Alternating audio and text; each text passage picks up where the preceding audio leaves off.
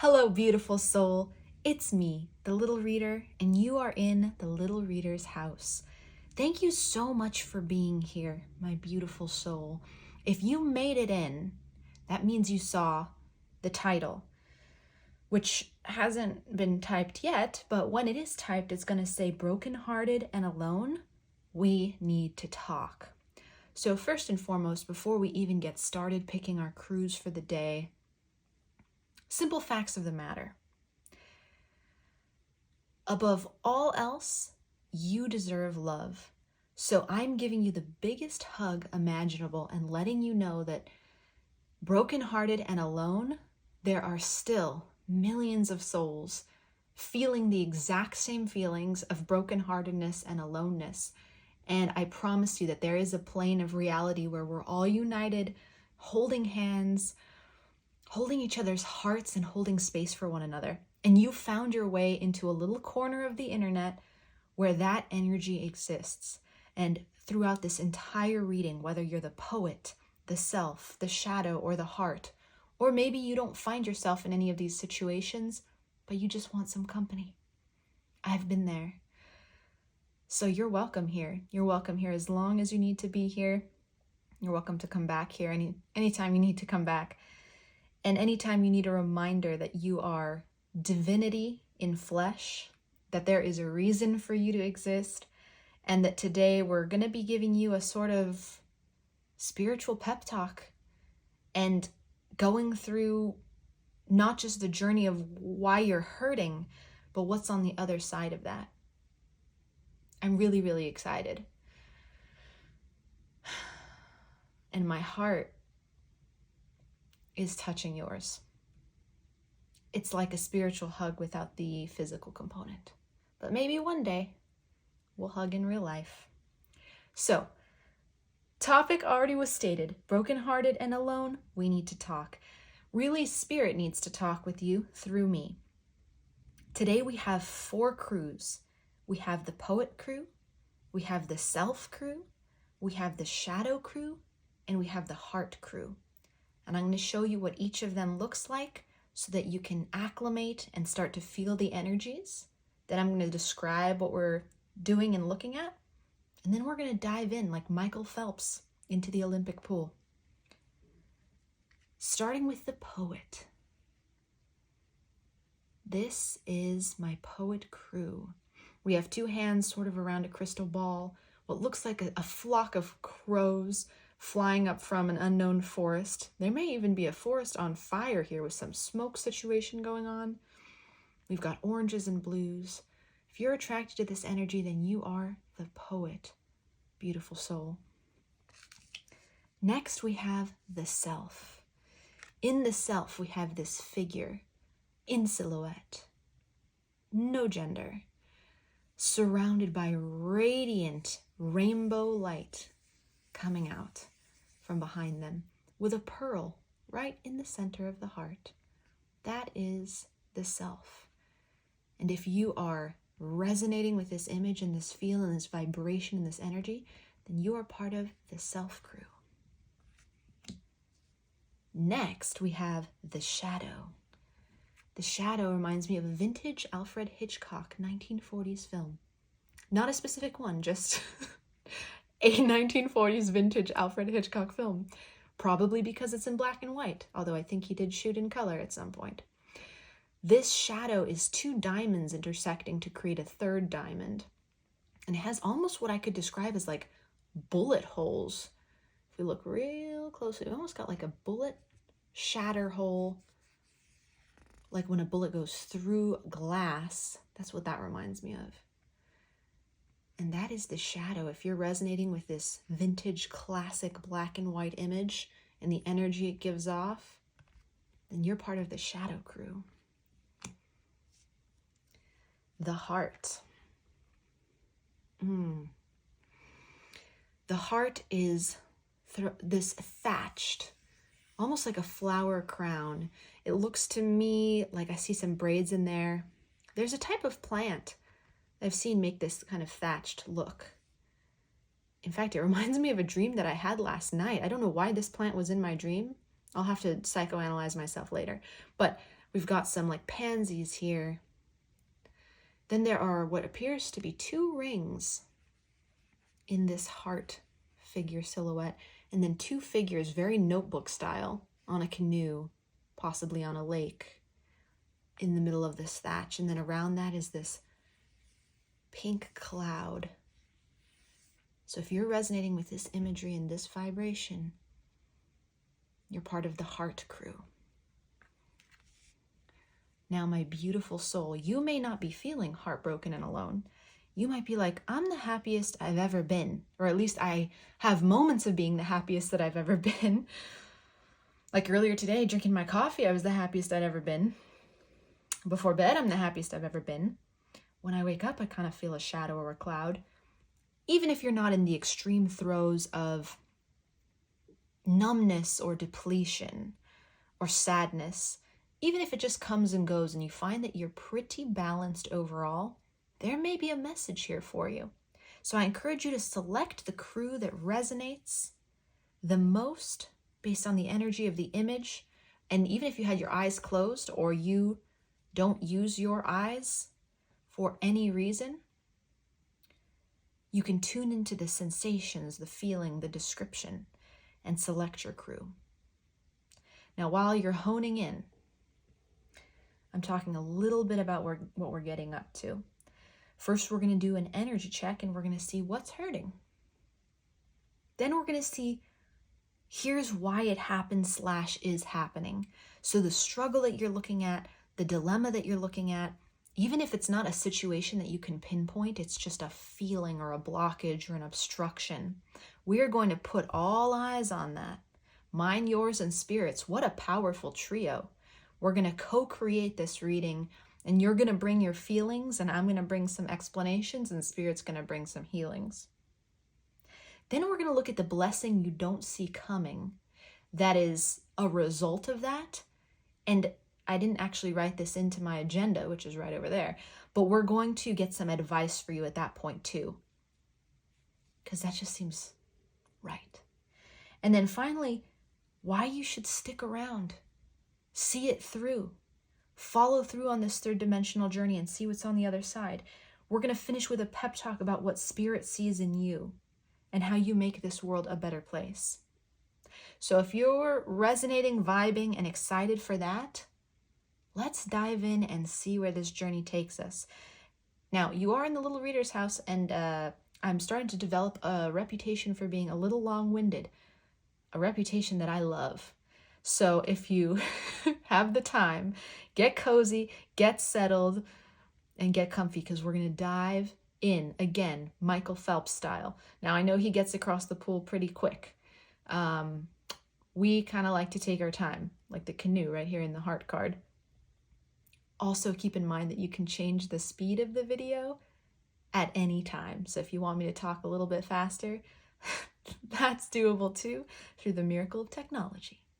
So go ahead, select your crew, beautiful soul, and let's go. Hello, my beautiful poet crew, and welcome to your Brokenhearted and Alone We Need to Talk reading. It's okay if you're not brokenhearted or alone. Maybe you just have moments where you're like, oof, I don't know what I'm feeling right now. That's exactly why we're here. So you selected the poet card, and we're going to start out with your energy check. Let's see what's going on, what's hurting you. We've got some pre-shuffled oracle cards here and archetype cards, starting with the thing that's hurting you, the situation that you're in, and the kind of energies in particular that you're dealing with right now. The word that wants to come through me is battling. So you might be a warrior poet. I believe that's a quote from Braveheart, one of my favorite movies, when the final battle, no spoilers, just in case you haven't seen it. But people get described as warrior poets, and that's always resonated with me for some reason, to associate poet with warrior. So let's see what you're battling through, brave soul, right now. So we have the gavel, convictions, decisions made, pay attention, offer accepted, legal matters, court order, fair, finished, being judged, bring order, serious situation, important decision, and assertion. That looks like it's going to have a nice glare on it, so we're going to move it just a tad. Between worlds. Okay, I'm getting a feel. Femme fatale. So because we're focusing on shadow attributes for each of my crews, my beautiful poet crew, we're going to be looking here at the shadow attributes. Inappropriate use of sensuality, attachment to money and power. And Samaritan, exacting appreciation and recognition for the help you offer. Oh, this is fantastic, my beautiful poet crew. What a pivotal moment in your life. Here's what I'm seeing. Let's paint a picture. What I'm seeing is that you are let's start at the very beginning. A very good place to start. Everything was going along fine. You thought you knew what you wanted. You didn't just think it, you felt it. You were like, this is who I am. I'm sexy. I'm strong. I'm independent. I've got it all figured out. I know my trajectory. I know where I'm headed. I'm feeling pretty good about myself, pretty optimistic about the things that I've done. My artistic nature, I get the sense that your artistic nature might have been on the back shelf for a while. You're a bit more about the business. Maybe you even work in finance, or you work in some technical field that requires a lot of logic and analysis. And you were like, yo, I've got this figured out. I've got my trajectory and I'm headed down it. And then wham, unexpected development in an area of your life that you thought you had pretty sorted. This may have been romantic. Check my femme fatale card. This could have been with a social group, friends. This could have been in the workplace. But I'm getting a very personal vibe here, especially with two individuals here and the femme fatale card here. With Between Worlds, I believe there was a development that happened for you, my beautiful poet crew, and it suddenly left you wondering, what the heck am I doing?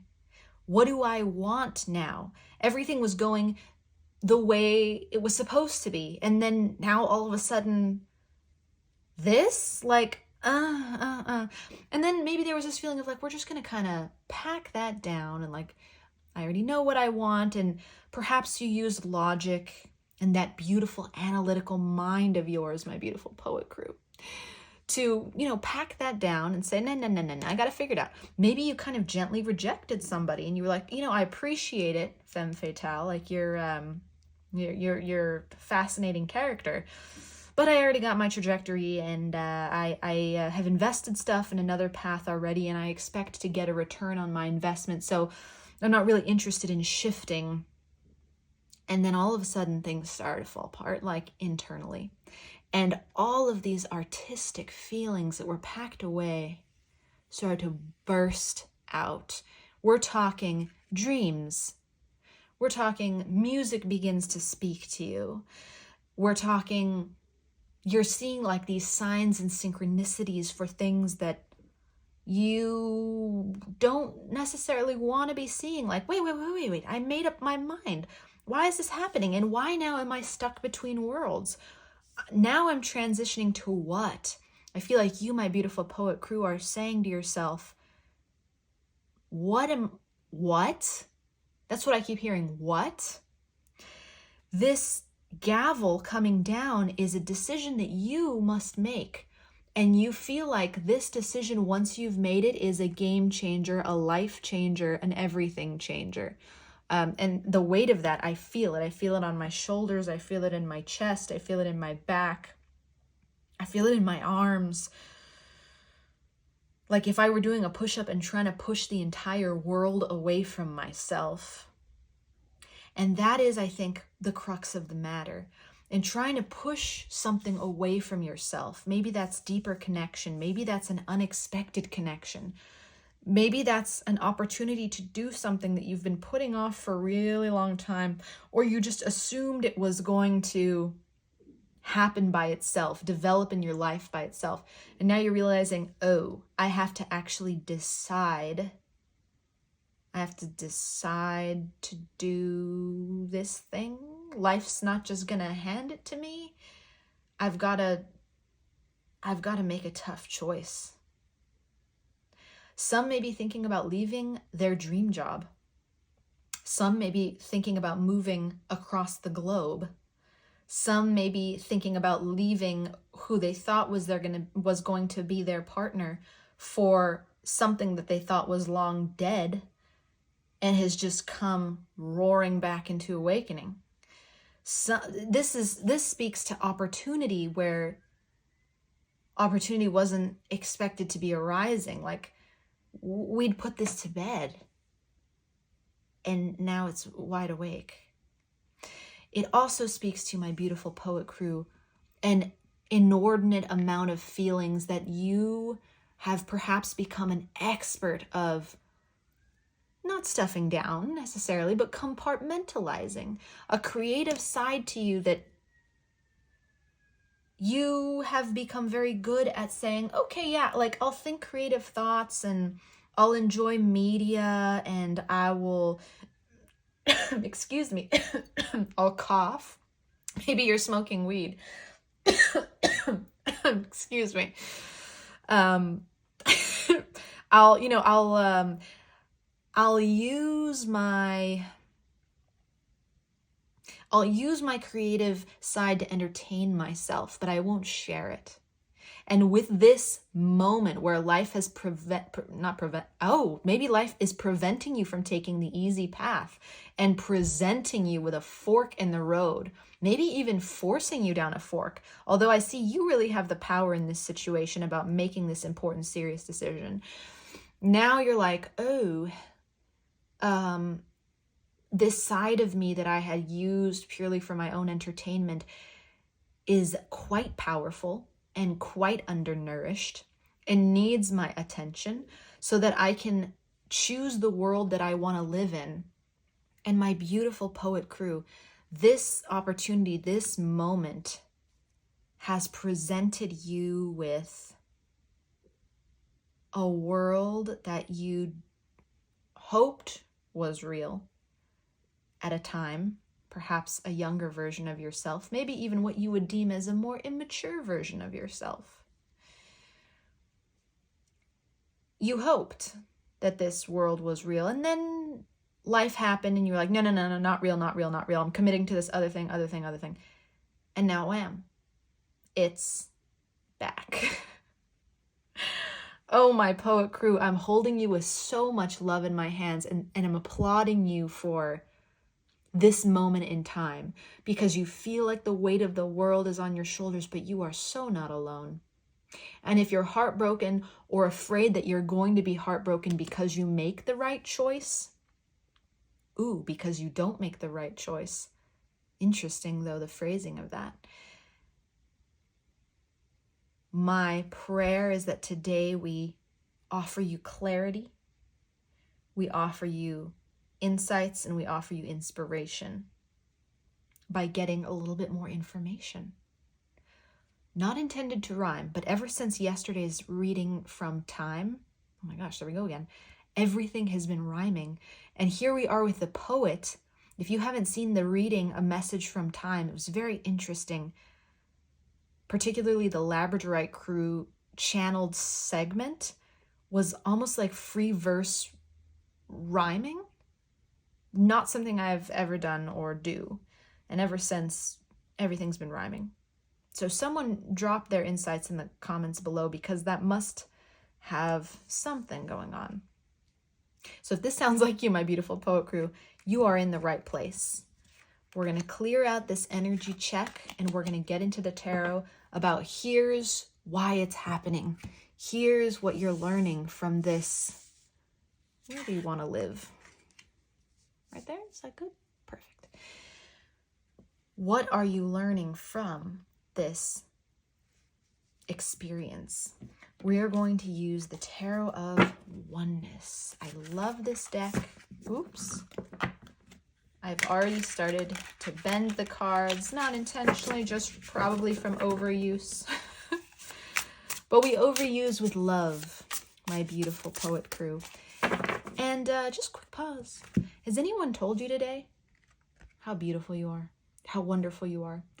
Words from spirit, you can trust yourself.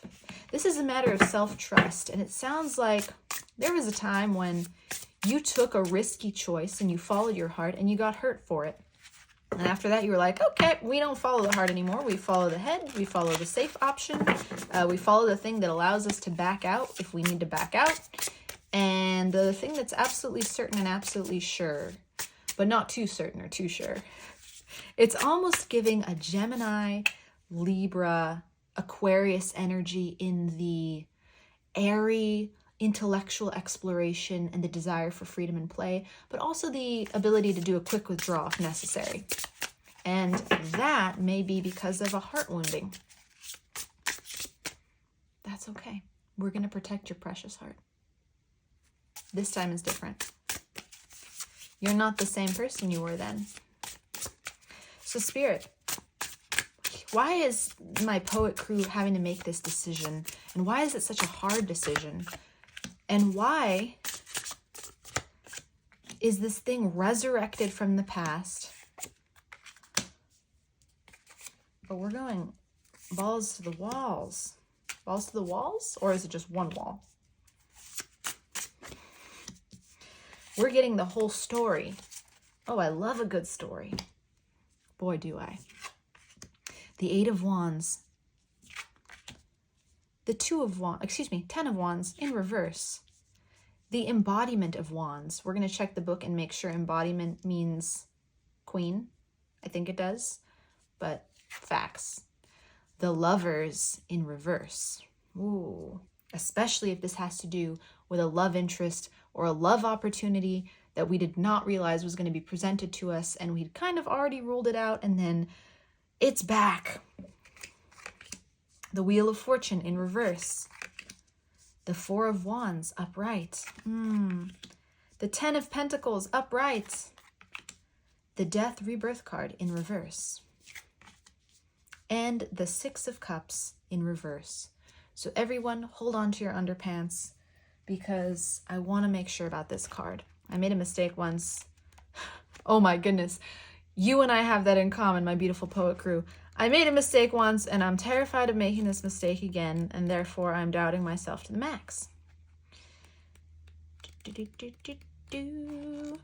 Sorry you've got to listen to my singing, though. Well, actually, it can be pretty entertaining sometimes. So we've got, here's how it works in this beautiful deck. The inspiration is the Page. The action is the Knight. The Spirit is the Queen, and the embodiment is the King. I'm so glad that I checked. Thank you for your patience there, my beautiful poet crew. You rule, quite literally. So let's take a look at this story as it unfolds and see why it's happening. First, I see something happened with great speed. We were whizzing down this road. The 8 of Wands is all about something that happened and fast. And then it seems like something was fast-tracked to happen, maybe even guaranteed in your mind. You were like, yes, I know what I want, and I'm going down the road to go forth and get it, because apparently you're British, which is awesome. Then, 10 of Wands, this feeling of an obstruction being removed. Normally with the 10 of Wands, we'd see a dude holding, 10 wands that appear to be extremely heavy and obtrusive. Here we have this enormous boulder, but having it in the reverse, I see as if this is very light indeed. It must be weightless, more like a balloon. So suddenly this obstruction is removed. So the first thing I'm seeing for you, my beautiful poet crew, is that you were whizzing down a road that you thought was the right road because it was the easy road. And then an obstruction was removed from another path that we previously believed was way too hard to go down. So that's why we hadn't chosen it. My beautiful poet crew, we were like, we're going to go down the easy road because it's open, it's clear. Obviously, it must be the right one. And then Spirit was like, hey, hold on just a second. Check this out. And then wham, obstacle gets removed from another path. That's where we have our fork. That's where we get stuck with this difficult decision to be made, because it's only natural, my beautiful poet crew, to think, well, if it's an easy road, it must be the right road. But now what happens when two roads become easy? Then we have this King of Wands character, this confidence, this ability to act decisively, to know what you want, particularly when it comes to love. And I'm seeing huge themes of, with the lovers here, this femme fatale and the Samaritan, which speaks to like almost, I see this as almost a divine counterpart connection. And this sensual opportunity, suddenly now you feel like you're being seduced into something. You're being drawn into something that maybe you had given up on previously. Also, I don't know if you hear the amount of sirens that are going by outside, but this is quite literally the 5th, I think, siren that I've been hearing. So Spirit is like, yeah, sound the alarm, baby. This situation is to be looked at. You are in the right place, my beautiful poet crew, to get insights here. So someone who previously thought themselves to be so decisive, so able to just know what they want, independent. Wands is our fire energy. And I have this beautiful gecko here. I once knew a person whose spirit animal was an orange gecko just like this. And that individual was really a master of actioning. But here we see that's kind of stopped up. It's not in its usual energy. It's like, okay, I was gonna go to my lover, and now I'm not sure who my lover is. Now that could be quite literally like, who is the person I should be choosing? Maybe you're stuck between two potential partners, but it's not just about the body. It's about the spirit, the soul, and the energy. So what Spirit is wanting you to learn right here is, we've cleared 2 paths for you. It could be a career path. It could be a travel path like we talked about, stuck between 2 things. And what Spirit wants you to learn to look at is, what's the energy in the body or in the circumstance? That is what is going to allow you to discern the correct choice. The reason this is happening is because Spirit doesn't want you to rely on luck anymore. You have this beautiful history, my poet crew, of getting lucky. You're like, I just sit back and I go with the flow and I let Spirit do the thing that it does, which is bless me with luck. And my beautiful poet crew, I am by no means saying that you don't work your ass off. I see that you're an incredibly hard worker, incredibly intelligent. You don't do anything half-assed. Maybe you have a great ass also. I'm having a lot of assery coming out of my mouth. But this is not to say you sit back lazily. No.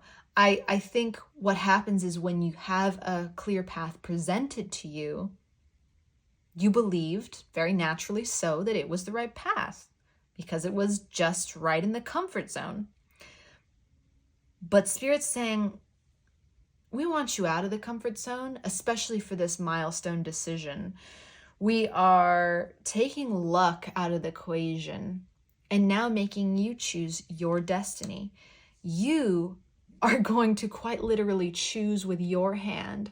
And the reason Spirit wants you to do this with this powerful, again, this rainbow energy, and I see a little bit of a commonality here between these 2 cards. Hands, hand, colors, similar. Very similar. Spirit wants you to reach out and grab and take what you want, my beautiful poet crew. And Spirit is saying, you know what you want. If we look at this 10 of Pentacles card, What have you invested in over time, but not so fast?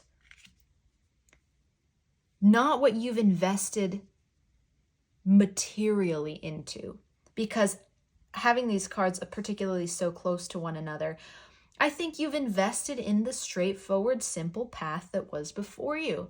So if this is a matter of choosing partners, then you invested in the one that it was easier to invest in. If it was a matter of choosing a career, well, then you invested in the one that you were better at, that came more easily to you. If it was a matter of investing in a place to live, or let's see, Spirit, throw me a specific, rando specific, okay, car. If it was a matter of investing in, even stocks, but I'm also seeing a car, like if you were investing in a business idea or in your own vehicle, you did what you could with what you had. And Spirit is saying that's going to give you a clue, but we don't want you to just look at things so materially anymore, because there's the potential that you might be held up by this old way of thinking, which is, well, I'm still going to go down the faster, easier route. And what I've invested in is the faster, easier route. And we can even see that here with the color similarity. But Spirit says, wait a second. Don't be so quick. Don't be so quick to shove off and go back into an old way and to resist your own rebirth. Don't be so quick to resist your own rebirth. You may think that revisiting something from the past is going to be detrimental to you or leave the past in the past. But this Six of Cups speaks to often a sort of soulmate connection, a deep love, a nostalgia, a reverence, something that maybe has been waiting for you, that time, speaking of time, since we've been doing a lot of dealings with time in the Little Reader's House lately, to see this card, which often indicates a revisiting of soulmates, right under the Lover's card, Spirit is asking you not to be so quick to throw away this resurgence of the path. Excuse me, this clearing of the path, this resurgence of the past. The past is the path, very interestingly, or part of the path. And we see that in this maze here in the Wheel of Fortune. Whoop. Don't be so quick to throw it away, beautiful poet crew, because there's a reason it's coming back up to you. Remember how we said there was a younger you that got hurt by something? Followed your heart. And it hurt. It ended up being a wound. Now my beautiful poet crew follows the facts. And Spirit is saying, don't be so quick to follow the facts. Look at what could be in front of you. It could be an opportunity to heal the past. It could be an unexpected healing moment that brings you right up to the thing that you've truly been wanting. So what Spirit is asking you to do, my beautiful poet crew, is to follow your heart and take what you want. Reach out for what you want and grab it. Not because it's low-hanging fruit, but because it's what your heart desires. Not because it's the easy thing that you've invested in already, but because it might bring you true emotional fulfillment. Because it might be a little risky. Because it reminds you of a younger version of yourself that perhaps you disowned as immature because it got hurt doing some risky love-based actions. Let's look at the blessing that's coming for you and try to get some hints about what you should do in this situation. And here's the thing. Oh my goodness. Spirit's already saying, little reader, you're not supposed to tell them what to do. And I'm like, okay. But we can get hints by knowing what's coming. By seeing the blessing that you don't see coming as a result of making this decision, my beautiful poet crew. And don't forget, I'm still going to hype you the heck up. So by the time your hype session is done, you might know what to do. You don't need me to tell you, but I hope you're getting an inkling.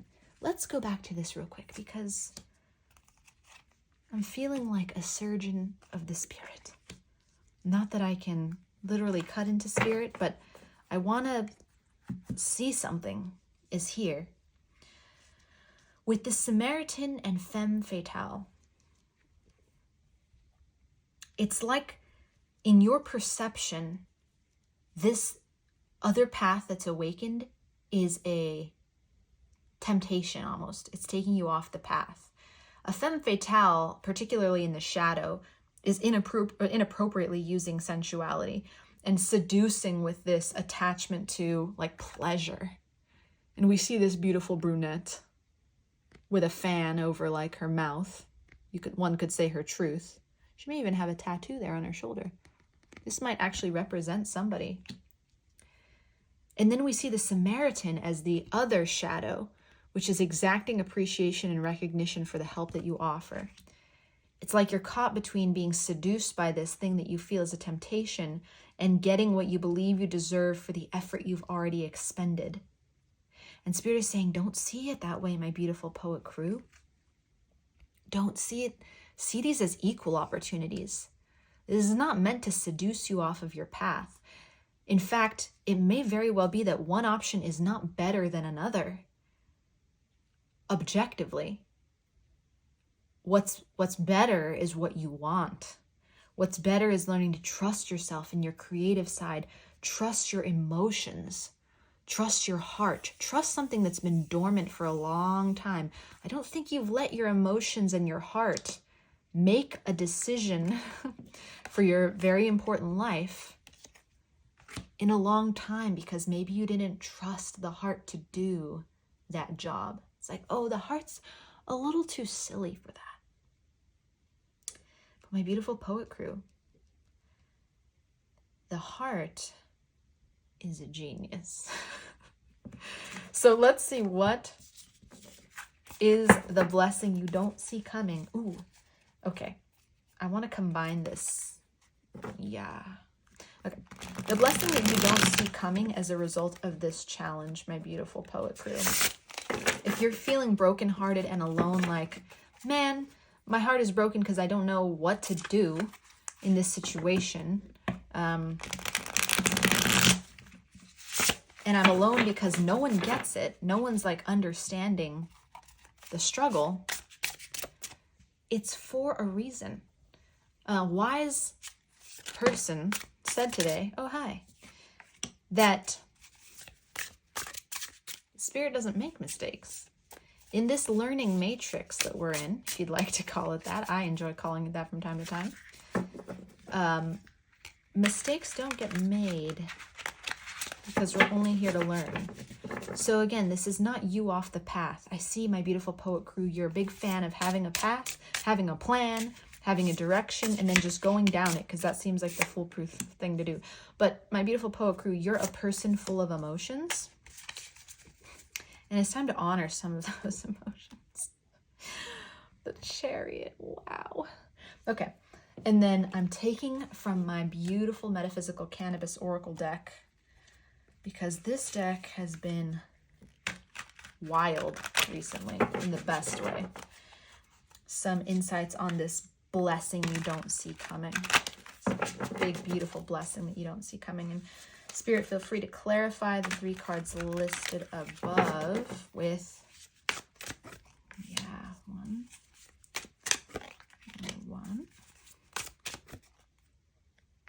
and 2. Okay, let's peek it, my beautiful poet crew.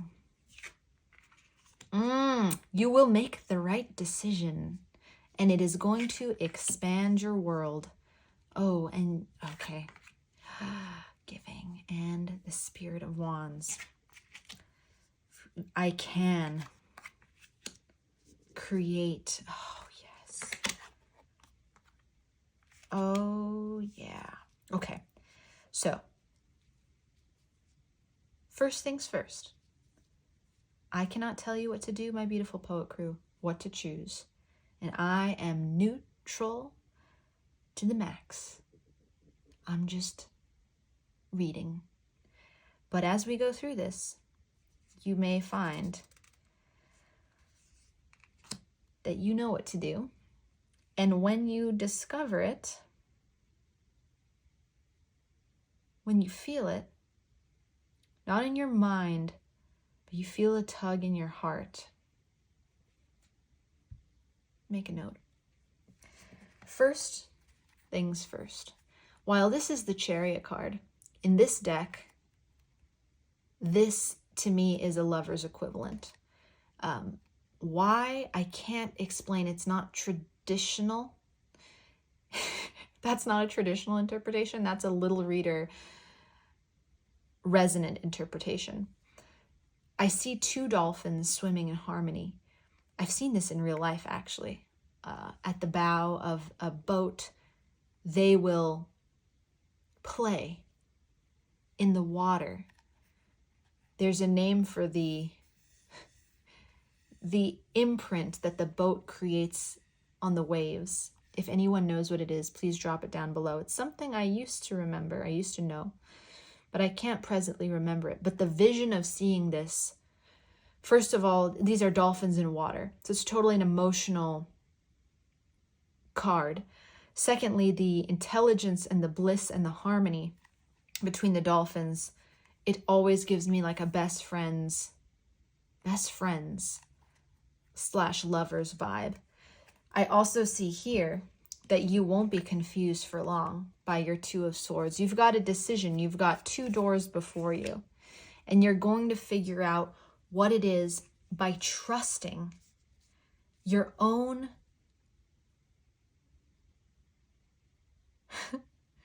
what is it, Spirit? What is it that the poet crew has to trust? Your own ability to give. So my beautiful poet crew, here's the thing. You create material wealth for yourself. You create with your logical, analytical side. This time, you're going to be giving of your heart. What I mean by that is, instead of asking for the universe to do something for you, ask not what your country can do for you, but what you can do for your country. That's coming through, but not for your country, unless this is a question of, I don't know, maybe you're going to the military or something. In this moment, the definitive thing that's going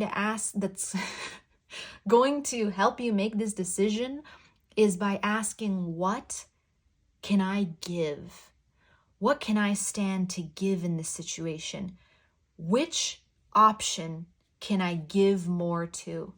And my beautiful poet crew, that's going to be the first time in a long time that you've asked that question, but you recognize that this time it's the question you need to be asking, because you've been holding on to so much love, so much creativity, so much insight, so much brilliance, so much charisma and fun, so many deep conversations, so many skills. You've been preparing like very, almost in a Four of Pentacles hoarding kind of way. And I see it here with this crystal ball, like you've been building up something huge inside of your heart for every single time that you've kind of pushed away a heart connection or pushed away a risky decision on your path because you've been so devoted to this one path. And this time you are realizing it's actually time to give that away and really give it. Like this waterfall of love is going to come out of you. I don't say water accidentally. It's a huge theme here. Basking in your emotions for the first time in a long time and taking action through your emotions, as we see in this Chariot card, motivated by your desire to give, is how you're going to make this decision. And that's a paradigm shift. That thing you've been holding on to so much, now it's time to give it. And when you realize what you want to give it to and what's going to be more rewarding for you to give it, you are going to have the breakthrough. And you're going to say, oh my goodness, I've been holding on for so long. I can create memory and offering. Wow. I've been holding on for so long to myself. I've been self-protecting for so long, my sensitive poet nature. And now the opportunity that has been placed in front of me is to go in the way that I've always gone, carry down the traditional path of what's easy, simple, what doesn't require me to give a whole lot. Or I can choose what's going to require me to give, what's going to ask me to create, and I can be blessed with a rebirth. Here we see the Spirit of Wands. The Spirit of Wands card, I'm going to ask for a clarifier because there's a missing piece to this. And Spirit, am I allowed to see it? Are we allowed to look at it? It may be a spoiler alert kind of thing. So if we get something else that's a little bit vague, then that'll make sense. Three of Wands.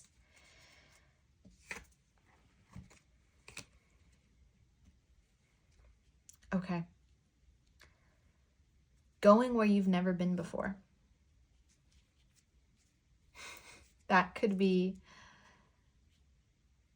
is the reason that Spirit has put you in this place. To do as you've never done before or haven't done in a long time, and to go where you've never been before. A journey, once again, on the water. This is not necessarily literal. This doesn't necessarily mean you're going to book a flight or book a cruise, although it could. It absolutely could. But don't necessarily use that as confirmation if the easier path you've always gone down or have been choosing this whole time is represented by an actual boat trip. It could be you're going to feel the tug on your heart when you realize what's going to make you give more, have the opportunity to give more. But what Spirit's saying here is this is a matter of going where you've never been before internally. This is a rebirth. We see that here with the Santa Muerte card. This is an offering of you. This is almost like a reaper creature. And the history of this card is that this Santa Muerte character was when in Africa, natives were forced to take on different, like European religions, they still covered the characters that they were given in their original native beliefs. So the Santa Muerte character has cigars surrounding it. It has offerings of food.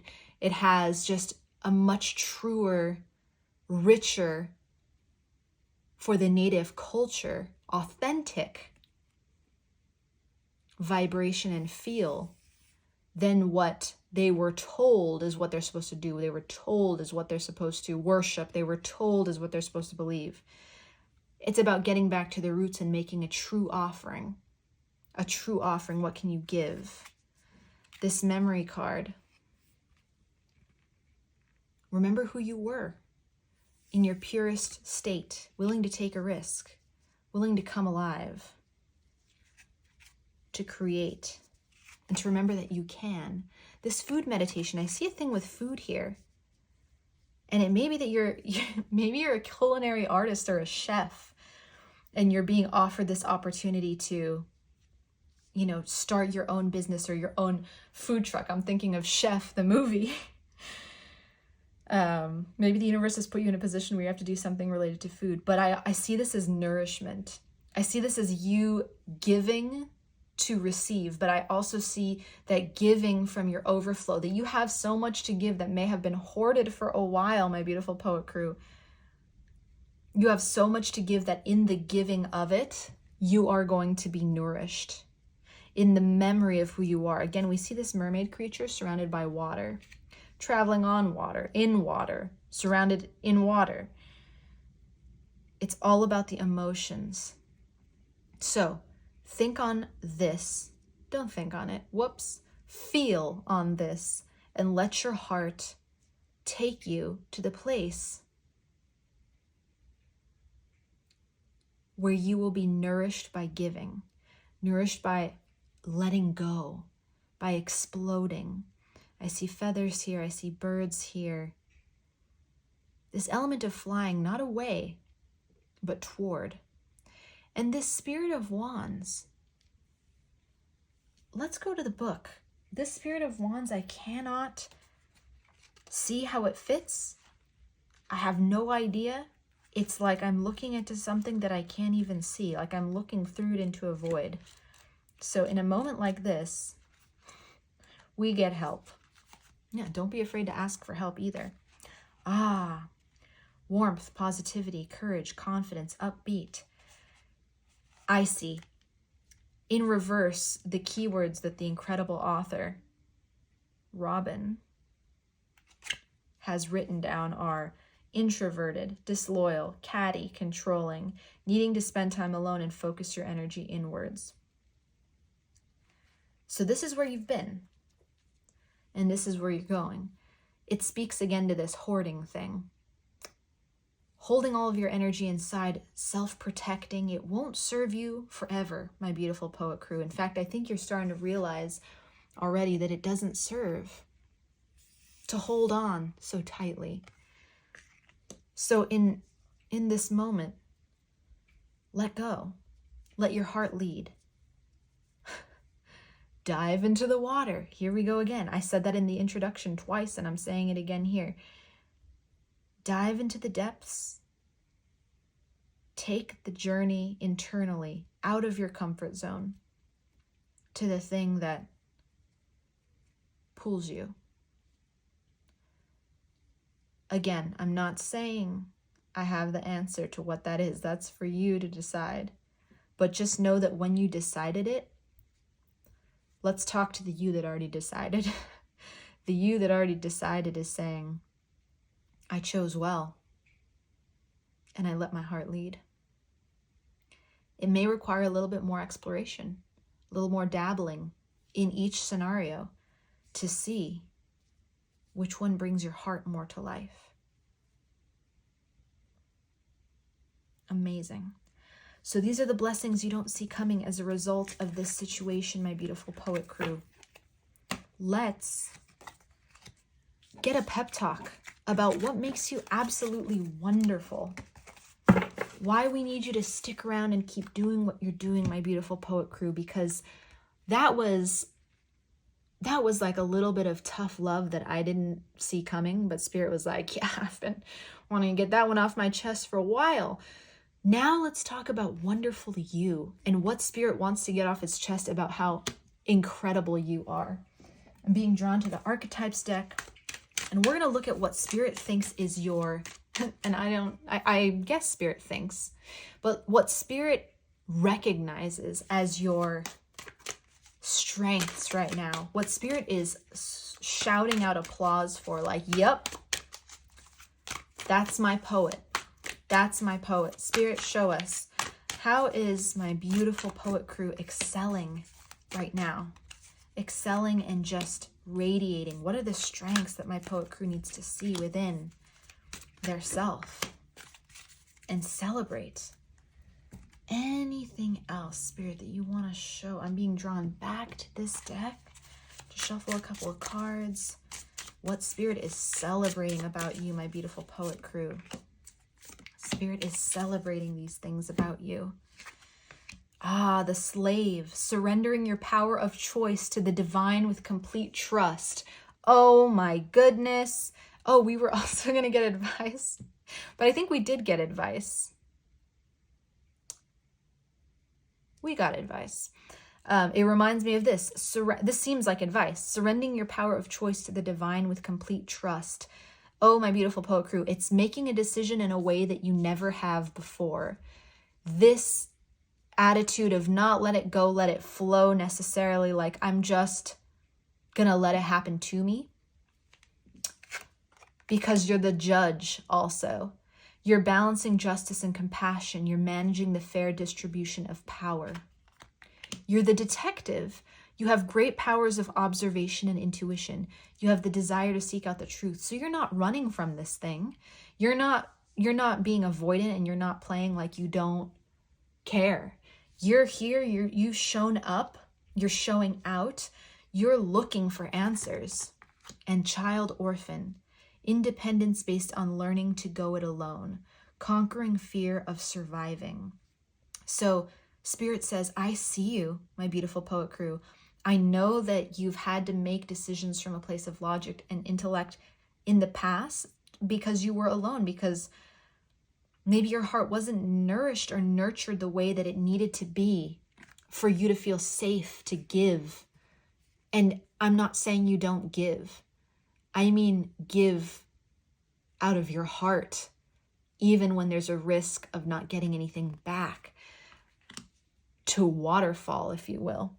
And Spirit says, we see why, and we celebrate the person that you've become. We celebrate the junction that you are currently standing in. You are aligned. You're magical. Oh my goodness. Alchemy, choices. We're celebrating you for taking your time to make your choices carefully. You're the judge. You will make the right decision. Spirit already knows it. And its advice for you, going back to the advice, is to trust yourself. Don't surrender your power away and throw your hands up in the air and go, whatever happens, happens. Instead, make your decision knowing that you cannot make a wrong decision. You cannot make a wrong decision, my beautiful poet crew. Whatever you put your heart into is going to succeed. You have been alone for far too long, and you are owed the blessings that we've seen coming. You are owed the ability to trust yourself. You are owed the ability to give, maybe even a little recklessly, and be like, hey, you need some love? Here's some love. You need some love? Here's some love. Maybe you're going to start putting love on everyone. Your family and friends are going to be like, who the heck? What? The poet crew is turning into a sentimentalist. Or maybe they've already known it. That might surprise you.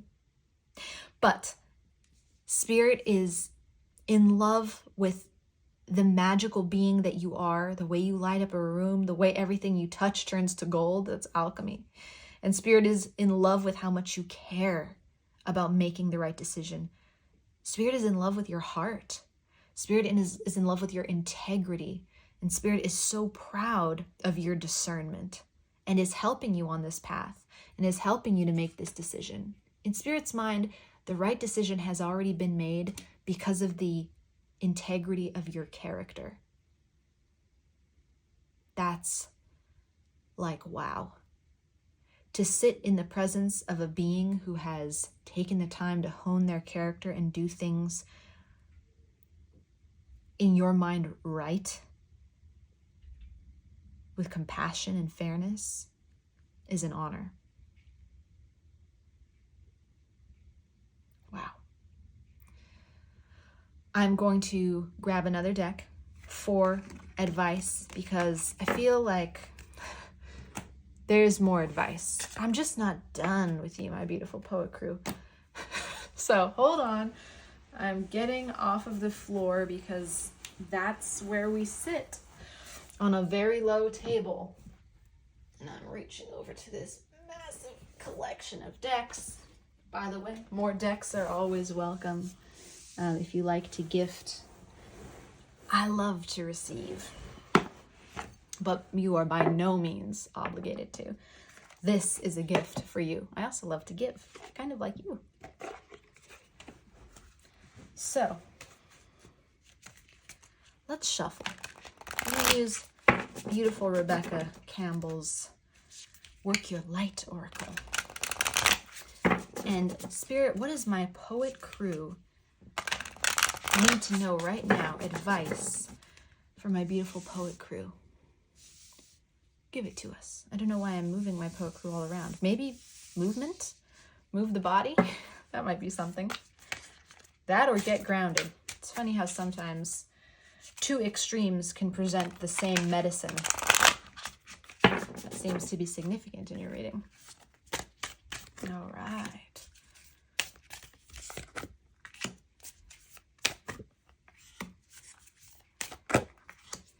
Let's see. Play. Have fun. Celebrate. Don't be so serious. Yes, my beautiful poet crew.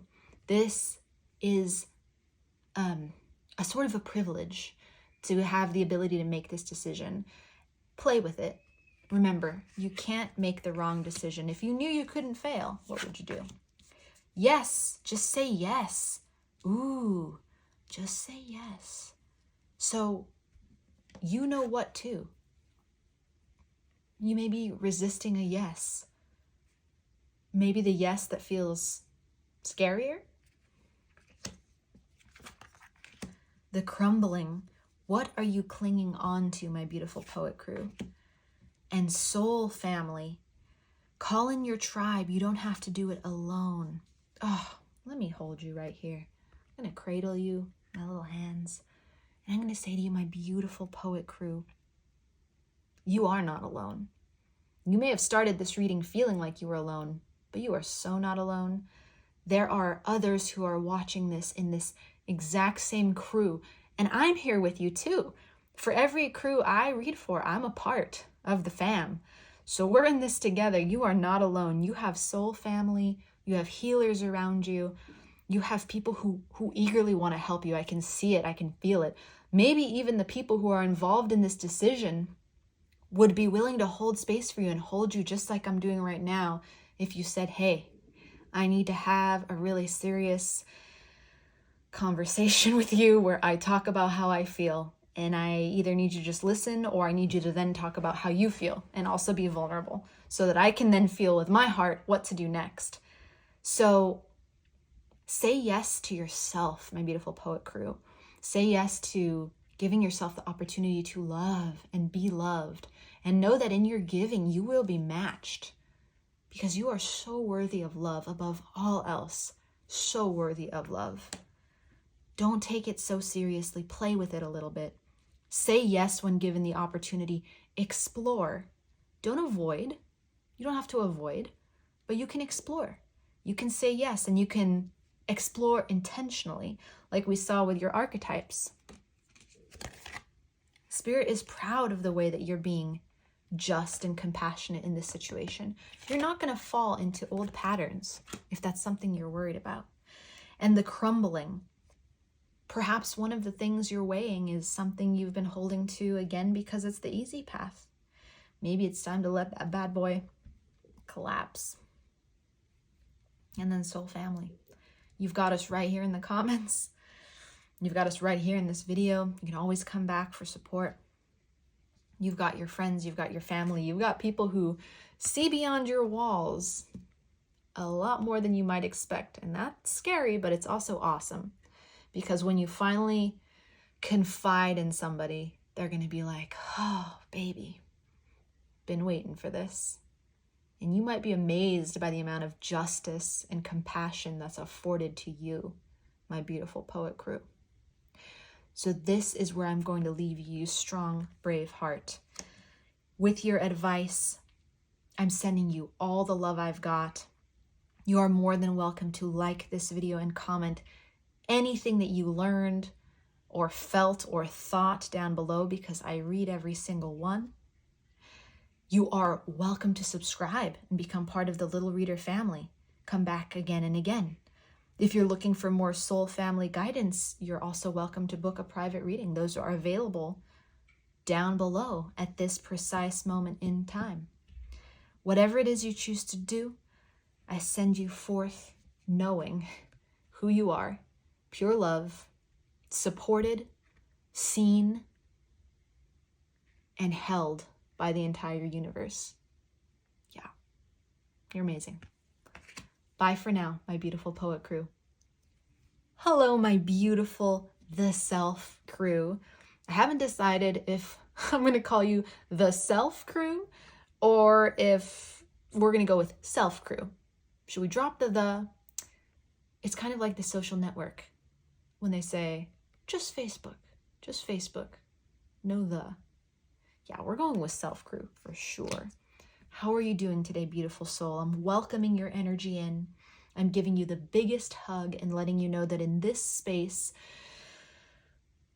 you are uplifted, held, seen, and loved.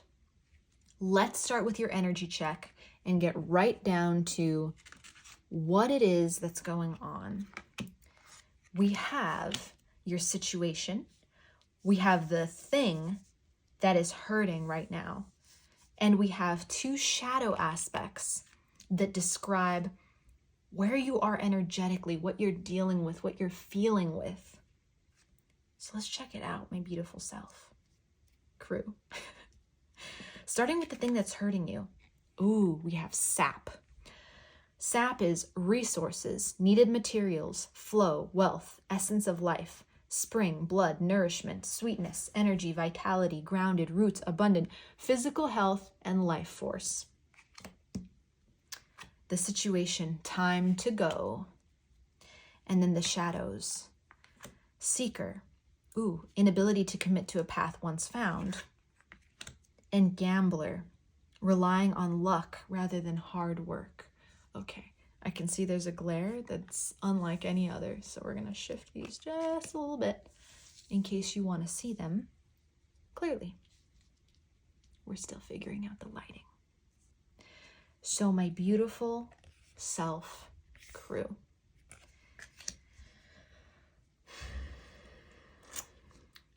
You, for your energy check, and if this resonates, this is where you are meant to be, and if it doesn't, you may find yourself in another crew. But for those in my self crew, you're feeling drained. You're feeling like you've given everything that you have to give. And at this point, you have so few resources left that you're maybe saying, I'm hearing this must be God's plan. This must be God's plan, because I've done everything that I can to get to where or do what I thought I was supposed to do. Not even get to where I was supposed to go, but do what I thought I was supposed to do. And if this is where it led me, to be sapped and drained of all my resources and to have absolutely nothing left, then this must be God's plan. And I'm hearing that maybe you've accepted some uncomfortable circumstances because you've given so much, it only stands to reason. Well, if I've done this much and this is where I've gotten, then this must be the place that I'm supposed to be.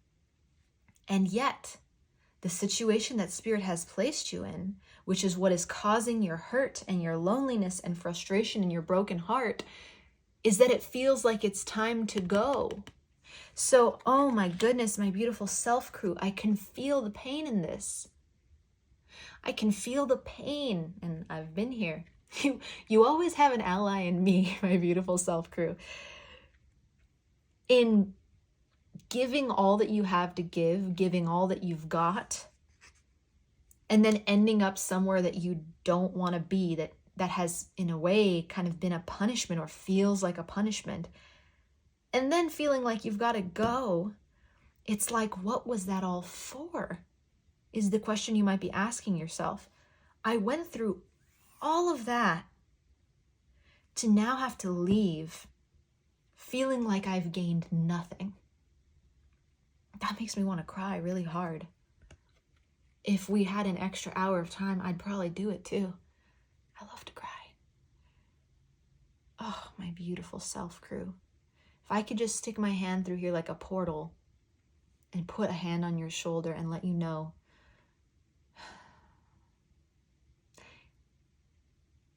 brave heart. It's funny because I made a brave heart reference, but it was warrior poet for my poet crew. But now brave heart. There's a warrior theme to this reading. I can already sense it. This is a crew of warriors because anyone who's brokenhearted and lonely is doing the hardest work. It requires a warrior spirit to survive, to hold the weight of that. That is why you're here. I'm holding you, self crew, and letting you know that you're not alone. You are so seen, so loved, so validated here. The answers, well, we're just getting started. This is just an energy check, but it was pretty straightforward and pretty clear. I think the answers are going to come. We're going to get some insights. Yeah. If this sounds like you, if you're in a situation where you can't understand why you've given everything that you have to give and then some, and yet you've been drained of your essential nourishment, your essential life, if you find yourself constantly sick, constantly tired, constantly having panic attacks, having just recently received a diagnosis for a serious illness, or just maybe even the smallest, tiniest little diagnosis, but it's one more thing you didn't want to have to deal with.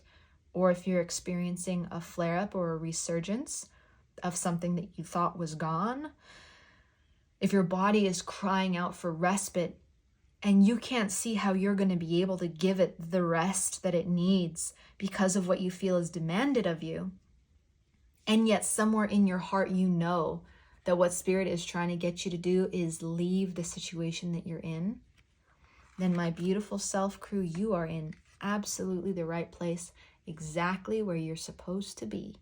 And we are going to step by step this bad boy / good girl / good boy / bad girl. And we're going to have some fun doing it, because I feel what you need, my beautiful self crew, is some levity, some lightness. So let's do it. Let's explore. Let's see what Spirit has to say. Next, we're going to look at here's why it happens / why it's happening. So why is my beautiful self crew in this position, Spirit, where it feels like, and we're going to use the mushroom tarot for you guys, where it feels like there's no rest in sight. We're using the Mushroom Hunter's Tarot. I love this deck. I gotta say, I love pretty much every deck. They all have their own personality and their own little something to bring to the table.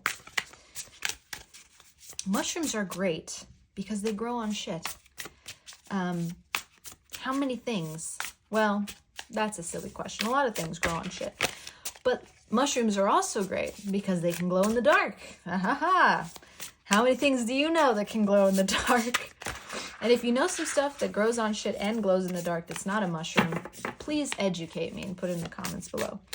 Other reasons why mushrooms are great. They can produce altered states of consciousness. Although I'm a big believer that everything produces an altered state of consciousness if you're paying close enough attention. Oh, final reason why I choose the mushrooms for you. I think mushrooms are magical. And I think you're magical. In fact, if no one's told you today, you are so very worthy of love, my beautiful self crew. Above all else, just so worthy of love. You deserve more love, not less. More grace, not less. More rest, not less.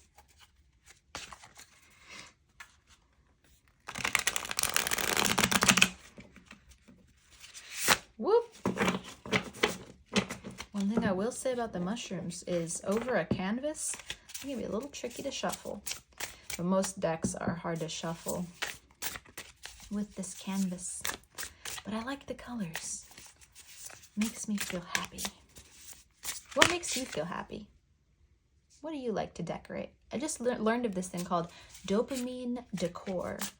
And it's decorating in a way that makes you happy. Maybe that would be of interest to you, my beautiful self crew. So, Spirit, why is it happening? Why is my beautiful self crew sapped of vital energy and vital resources? What's the situation? What is being taught here?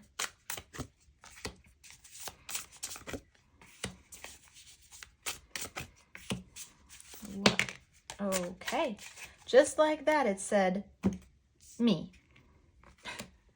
So we're going to honor that. So what is being taught here? I love that this looks like an iris too. We've got the Four of Cups. We've got the Ace of Wands in reverse. We've got the Three of Stones. We're going to double check the suit. We've got the Six of Cups. We've got the Emperor in reverse. Whoa. It's coming together. We've got the Five of Cups. Oh, and then together, coming out together, we have the Three of Swords and we have the Nine of Cups. That's only, actually, excuse me, Nine of Stones. But here's the thing. I don't remember if these are stones or not. And another great thing is that the book is far away, but never too far. In your honor, my beautiful self crew, I'm rising up to meet the challenge and fetch the book so that we can get our story straight. It's funny because I made a deliberate move to leave the book in the box, which goes to show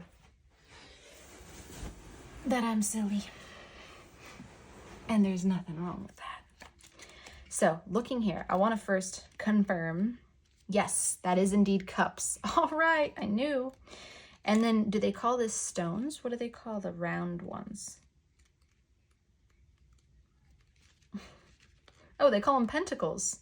Well, I didn't see that coming. I'll be real with you. I thought it was going to be some kind of other name.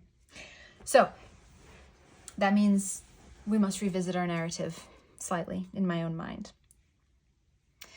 Starting with this Four of Cups. Four of Cups traditionally is a sort of rejection. And I see this with the Ace of Wands too. In the traditional Four of Cups, we see a figure pushing away what's being given to them, like, nah, almost with this just not a good attitude. So my beautiful self crew, seems to me you've been offering and offering and offering to give of yourself, your Ace of Wands, to individuals who are not, it's like there's not a match here in what you're offering to give may not be what they're needing. And the reason I say that is because what's being rejected is the cups, but what's being offered isn't a cup, it's a wand. And then we see here in the Three of Pentacles, in reverse, traditionally this is working together, it's community, it's kinship. And what we have here is a blockage. So there is a sort of incompatibility that's happening here. And Spirit is asking you to see,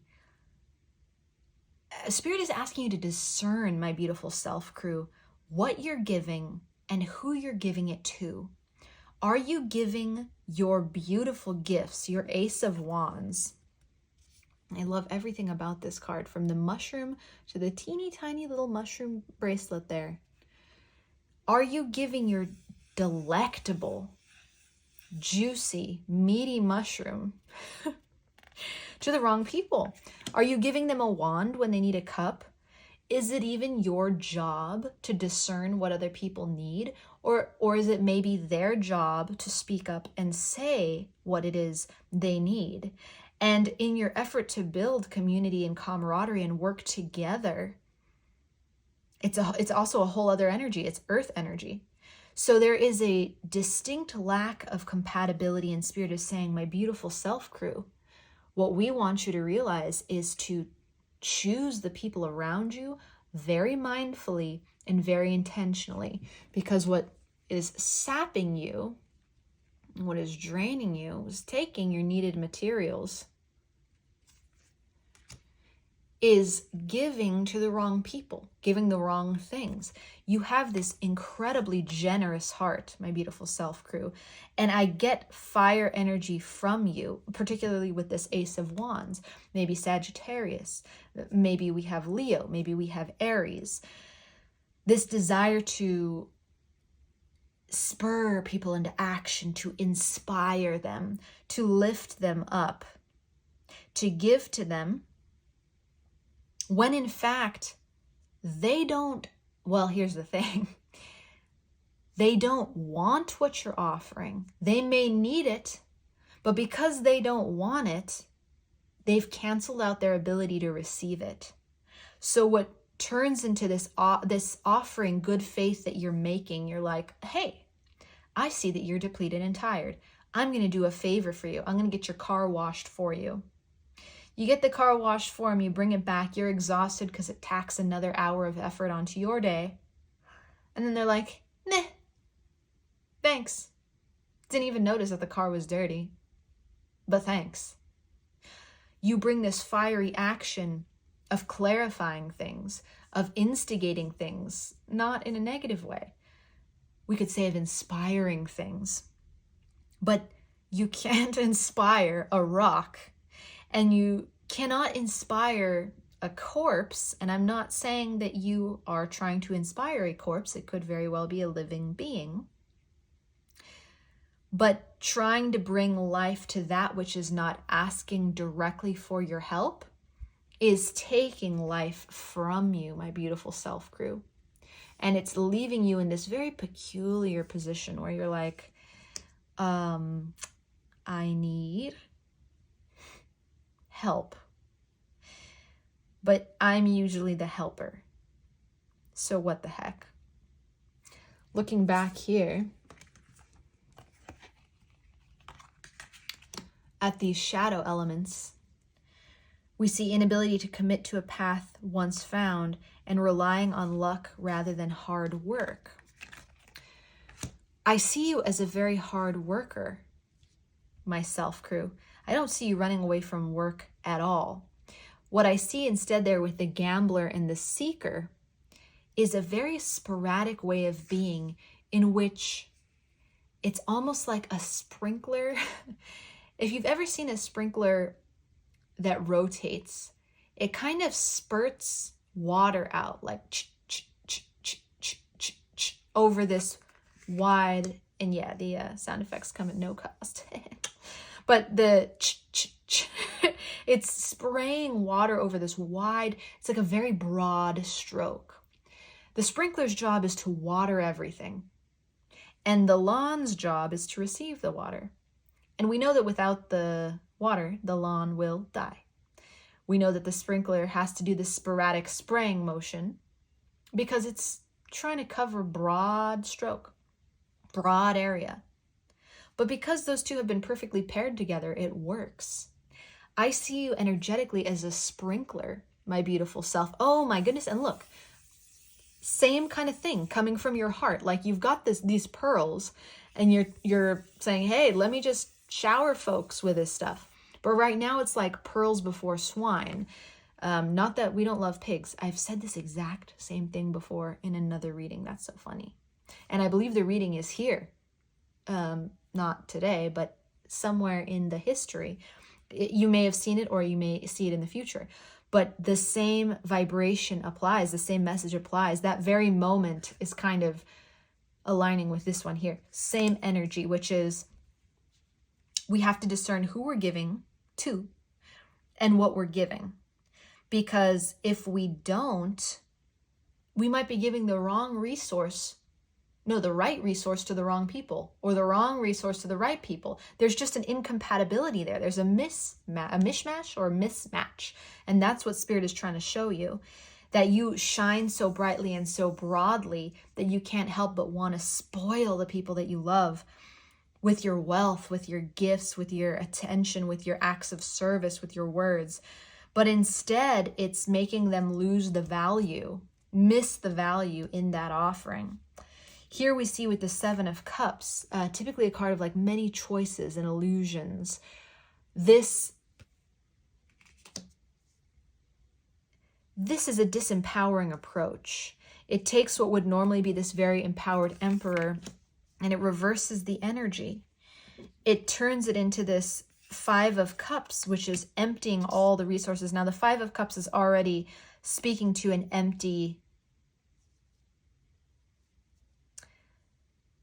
sometimes we see 4 cups turned over and 1 upstanding. Sometimes we see 5 cups turned over and 2 upstanding. Or I'm sorry, 3 and 2. What is math?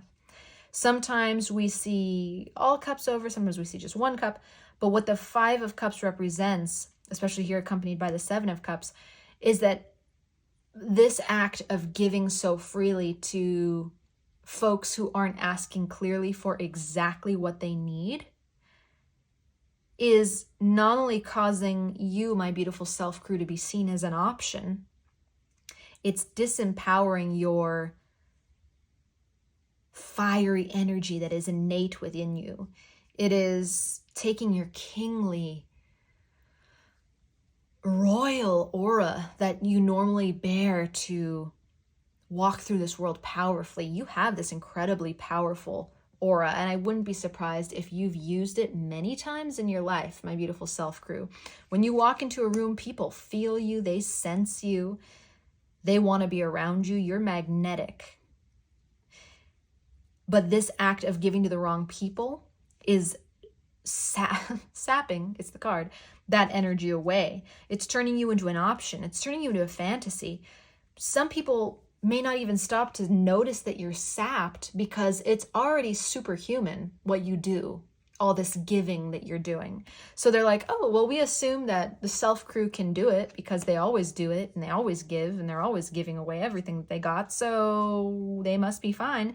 Don't even know if they're a real person because they hardly ever ask for help, or they hardly ever ask specifically what I need and what I want. They kind of just give and give and give. So it's drained you, it's taken away your power, it's changed the way that others perceive you, and it's left you feeling very empty and very alone indeed. But what Spirit wants you to see is that that can be turned around.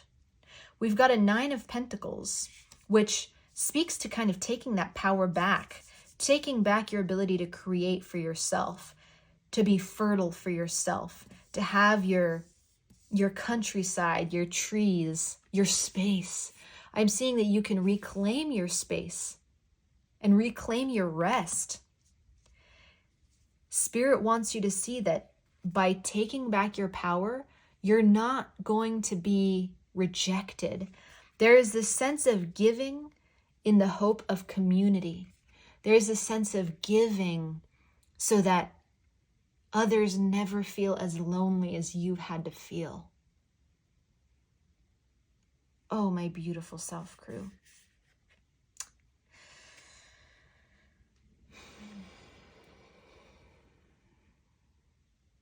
I'm holding you tight. I'm giving you so much love because this is the crux of the matter.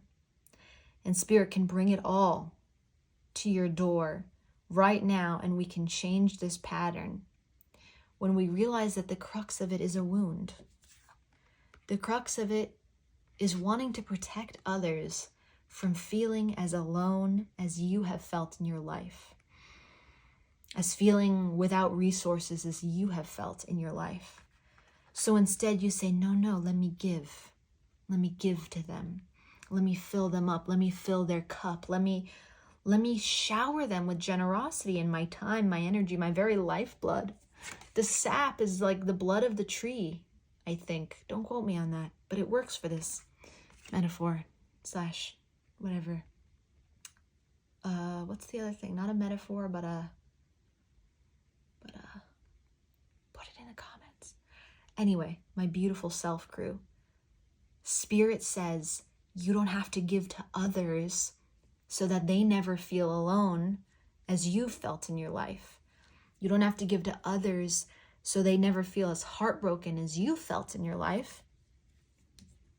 You need to give to yourself, to that pearl right there, to your own heart. You felt alone in your life, and you can make yourself feel unalone. You felt like you had no resources in your life, and you can give resources to yourself. This is all about you, my beautiful self crew, and no one else.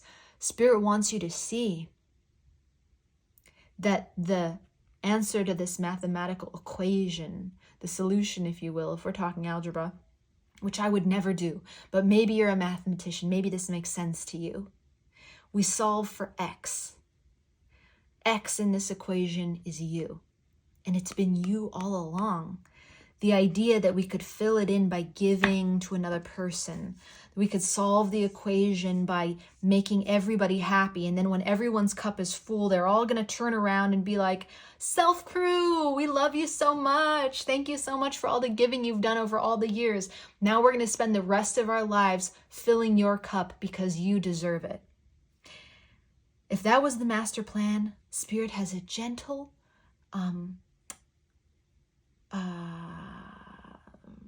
message. No. No. Answer is to now pour into yourself, give to yourself, refuel yourself. This is why it's happening. This is why you've reached this critical point of overload, lonely, heartbroken, having given the very lifeblood that fills your bones, the femur maybe. I think blood does go into the bones, like the big bones, but also fills your body. Man, I've never been so technical today. Maybe this is your beautiful self crew. Maybe you're technical, maybe you're analytical. I know it. I know you are. You see every detail. You're a person who takes care. Do you know how wonderful you are? Do you know what you add, the value you add to this world through the care you take, the ways that you give to people so thoughtful? The fact that they don't see it, don't take the time to give back to you, no reflection of you whatsoever. Not even a negative reflection of them. It's nobody's fault. Nobody's in trouble here. This is a gift. Spirit is saying the gift, oh wow, sorry little guy. The gift of this experience is, that little love clunk, is just to reorient you back onto your own path. That's why this is happening. So that you can turn around. Every now and then you gotta give to yourself. In fact, not every now and then, every day. You're the new priority. You are the new priority. We're gonna get advice for you. Plans have changed, and since my beautiful poet crew, we kind of changed the path a little bit. So advice will come later. But for now, Spirit is saying,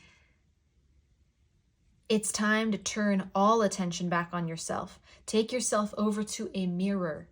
Sit in front of it. That's even an exercise, I believe, that's prescribed in this card. How funny. Now, in this card, the author, Kim Krans, I believe, another genius, much like yourself, wants you to sit in front of a mirror and see the self behind the self, which is absolutely awesome practice. What Spirit is requesting you to do today is a variation of that. Not just today, but every day. Go to the mirror, see yourself in the mirror, and see a child there. And say to yourself, who is parenting this child? Who is responsible for parenting this child? And look long and hard at that person that you see, because you are both the adult and the child in charge, my beautiful self crew. And your responsibility to level up, because you are this whirling ball of potential, creative potential, insight, spiritual potential, logical potential. You've got so many gifts to give to yourself. So when you acknowledge and realize that you are the parent of your own inner child, these people you've been trying to give to need to drop on the priority list to the bottom or off the bleeping page. Because you're the priority. And Spirit doesn't want you to be sapped. No more sapping for my beautiful self crew. It's all about abundance. Okay, so in the introduction, I made a Michael Phelps joke about diving. And then in my poet crew, there was also a joke about diving. And here it's coming back again. Abundance of liquid, abundance of water to quench yourself. That is the ask here from Spirit. Spirit wants you to be quenched, my beautiful self crew.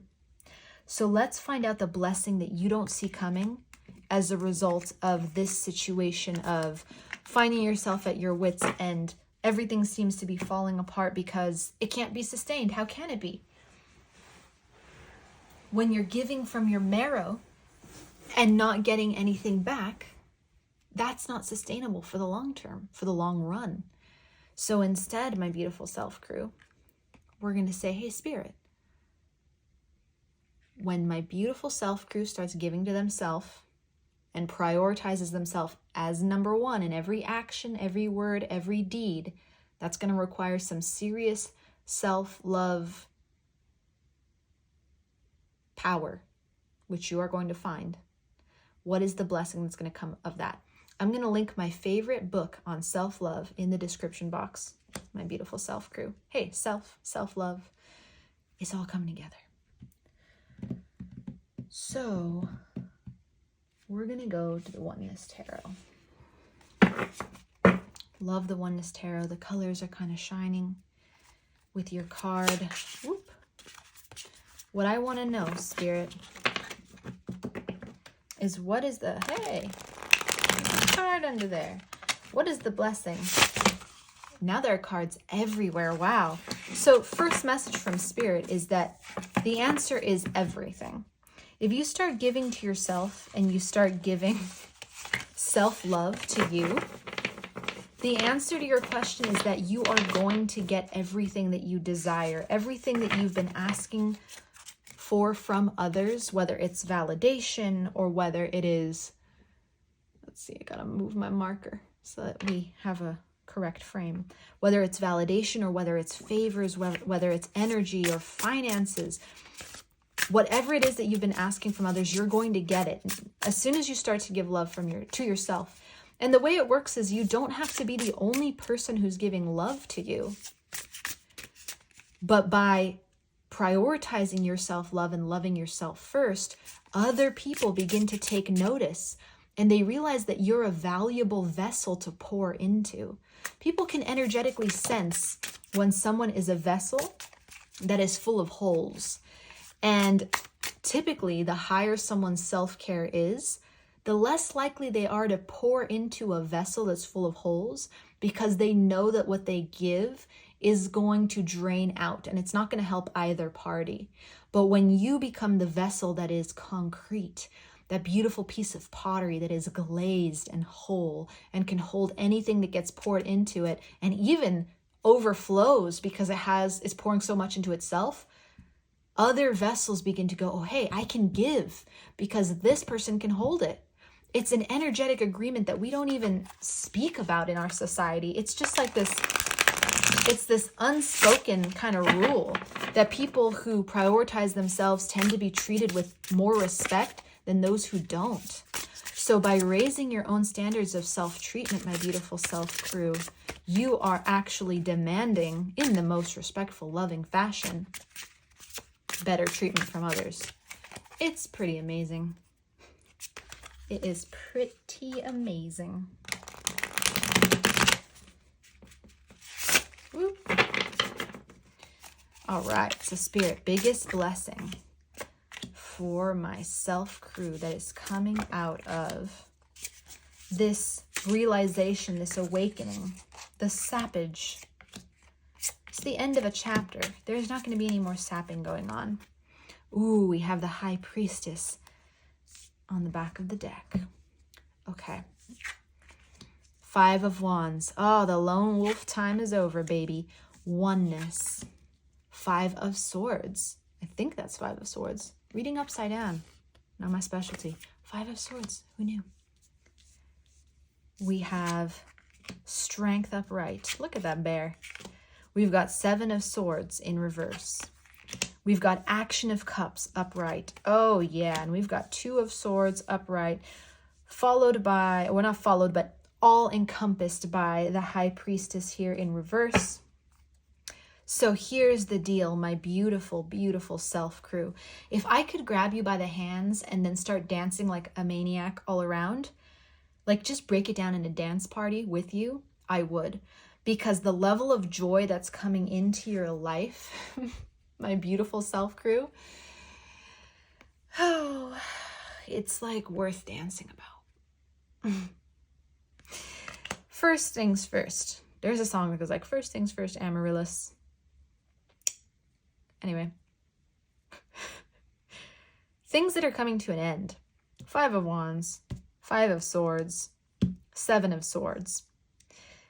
and Two of Swords. Two of Swords and the High Priestess hold a similar message. So I'm going to start out with that too. And so does the Oneness card. Actually, let's just go through it broadly. We don't have to go card by card. This one just wants to flow.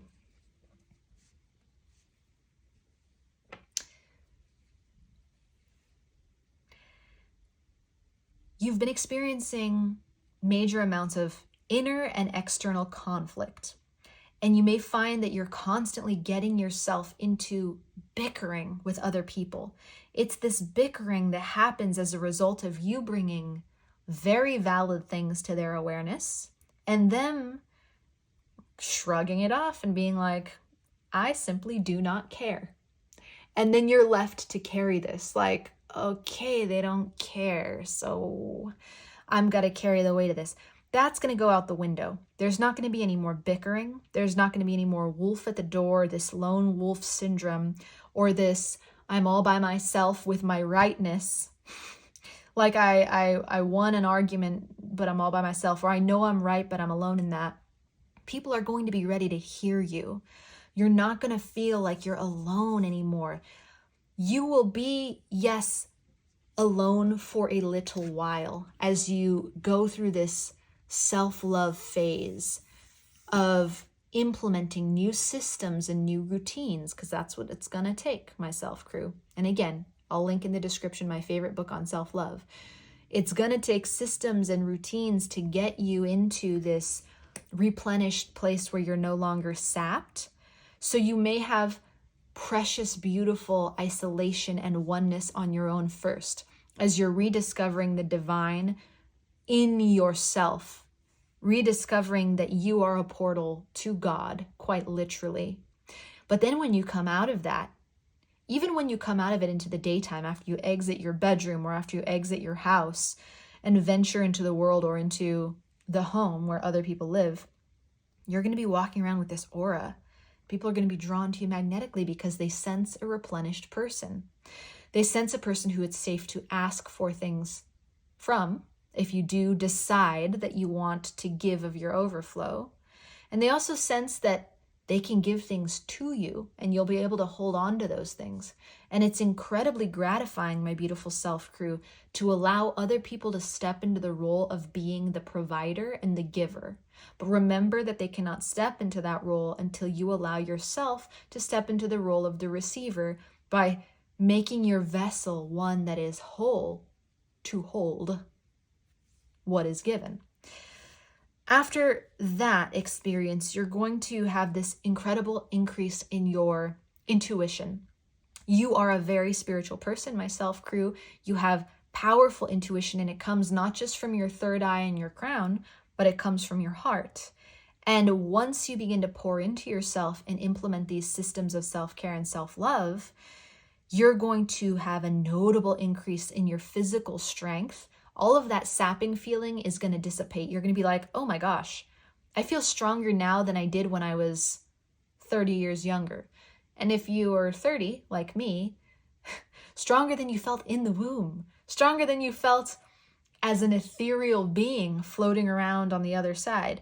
You're going to feel your own strength and be like, oh, I really want to say, gosh darn, but in a cursy way. I'm still figuring out how much I can swear in these videos because swearing is one of my favorite things. Bless, you know what I'm saying? Then there's going to be this secrecy and deception element that just falls the heck away. And in its place is pure, passionate, fiery love. By falling back in love with yourself and discovering that you are a portal to God, quite literally through your body's pleasure, through your own rest, through your own meditation, through your own journaling, self-care, therapy, nutrition, naps, slow strolls in nature, listening to music, self-pleasuring, whatever it is you decide to do to implement as a system and routine of self-love, it is going to attract to you this fiery love of people who quite literally want to worship you. And it's going to put to rest a lot of miscommunications and a lot of issues that you've had in the past with saying what you want. There have been ways, my beautiful self crew, where you might have learn to manipulate to get what you need. Totally, totally normal, totally, totally natural. When we aren't given the example of how to ask for and then easily receive what it is we need. So that's like 95% of people have never been given that example. Maybe let's raise it to 98. If we're making up stats, we're going to make them compelling. Most people have not been taught how to ask for what they need and then like open their hands and receive it. But by giving to yourself and going on this self-love journey, and I don't think it's really going to take you that long to start thriving in this, you're going to be like, okay, I can ask for stuff and get it. And you're not going to doubt yourself anymore. This confusion of, oh, which door do I choose? Or like, how do I manipulate the situation? Or I just want to like get angry at people because they don't understand me. That's going to be overwhelmed by your strength, by the return of your intuition. Here we have the Four of Pentacles. Ooh, and under that, the embodiment of swords. I love that. It's learning to hold on to your resources. In that, you reawaken your intuition or heighten it if it's already awake. You attract love, passion from people you didn't even expect. And yes, people who are available to you. It's an improvement, but also maybe approval from your currently existing relationships. They all level up. Everything is awesome. Been a while since I heard that from the Lego movie. Never seen it, but I worked at a movie theater while it was in theaters. And as you can imagine, it's drilled deep into the subconscious. Everything is awesome, my beautiful self crew. And everything is awesome, but it's covered by a layer of exhaustion, which is about to be removed as you take steps in the direction of loving yourself so hard that it puts everyone else to shame. Make it a competition. I used to have a geography teacher, Dr. Crystal Lovatier, bless her, geography professor actually in college, who would say, get in a fight with your notes. Like actually get in a fight with them. Take notes, and then as you study for this test, get in a fight with your notes. And I thought that was the most brilliant thing. I was sitting there in that class like sweating at the genius of this professor, because to get in a fight with your own routine, rather than projecting this energy of frustration and fight and argumentative bickering on others, getting in a fight with your own routine and fighting for yourself to be validated and seen and cared for by yourself is going to be the most empowering thing you've ever done in your life. And when you clear away the sap, you're going to realize that really not only everything is awesome, but that you are awesome. And Spirit already sees that. Spirit already knows that. We're going to get into your pep talk right now. But this is the blessing you didn't see coming, is that your life is going to feel different in the best way. Different than it's ever felt before. Yeah, amazing. Like, help words. There are no words. So, my beautiful self crew, here's why I need you to stick around. Here's what Spirit sees in you, that Spirit is so proud of. Here's why your essence is invaluable on this planet. My left nostril itched, which required a scratch. Maybe that means something. Maybe it's Maybelline. But you're priceless. And when you look at yourself in the mirror later and you start to see that you're both the child and the caretaker of you, I want you to remember my words right now. You are incredible. You deserve the best care, the most love. You deserve to be cared for like you're royalty. And care for yourself like you're royalty. Care for yourself like you are your own caretaker. Care for yourself like you're your own. What is it that royalty has? Like maids and servants? Be the servant and the maid to yourself. Act as if you're the servant serving the royalty that's also you. Here's what Spirit wants you to know it loves about you right now, about the way you're showing up in this world. Oh, wow. Well, for sure this. And this. And this. And this. Okay, and we're also doing back of the deck. Oh, I love it. So backed up by storyteller. The ability to experience and express life through stories and symbols. You've got a story, my beautiful, beautiful self crew. You've got a story that's worth telling. And you tell it. Oh, yeah, the way you're confronting empowerment at the level of physical survival. You're a survivor. See this sap, even in the face of this, which you didn't know what was causing it before, maybe you had an inkling, but you didn't know it the way you know it now. Even then, you were still awakening your spirituality in the face of that. You're still showing up with integrity in the face of that. You're still doing the work and aligning with what you know to be true and with what resonates with you in the face of your own exhaustion. And Spirit is moved by your resilience and moved by your strength. You're detective. So yeah, that's you searching for answers. Great powers of observation and intuition, desire to seek out the truth. The Virgin, maintaining symbolic purity of heart and spirit. This goes in line with the Beggar, which is you are showing up with integrity even when your resources are depleted. And the strength of character that speaks to, my self crew. We need you. We need you in this world. The Poet. Oh my goodness. There was a Poet crew. Maybe you felt drawn to the Poet crew. I don't feel a lot of energetic similarities, but that doesn't mean that there can't be a through line in your story where both scenarios apply to you. You may even stick around for all 4 of the crews. If you do that, you're a real one, as the kids say. So Poet expresses soul insights in symbolic language. So you're an artist. But I knew that about you the moment I looked at your card, beautiful Poet. Networker, enhancing unity through the sharing of information, engenders social awareness and empathy. So, you know how we talked a little bit about bickering and frustration amongst people? You may feel like that's the way you interact with people most, and you may worry that they see you as like a hard to please person or a person with too many needs. But Spirit is saying, people actually see you as this incredible, like, spider who builds this immaculate, intricate web. And people see how valuable that is, how you pass information along through that web, how you help others through that web.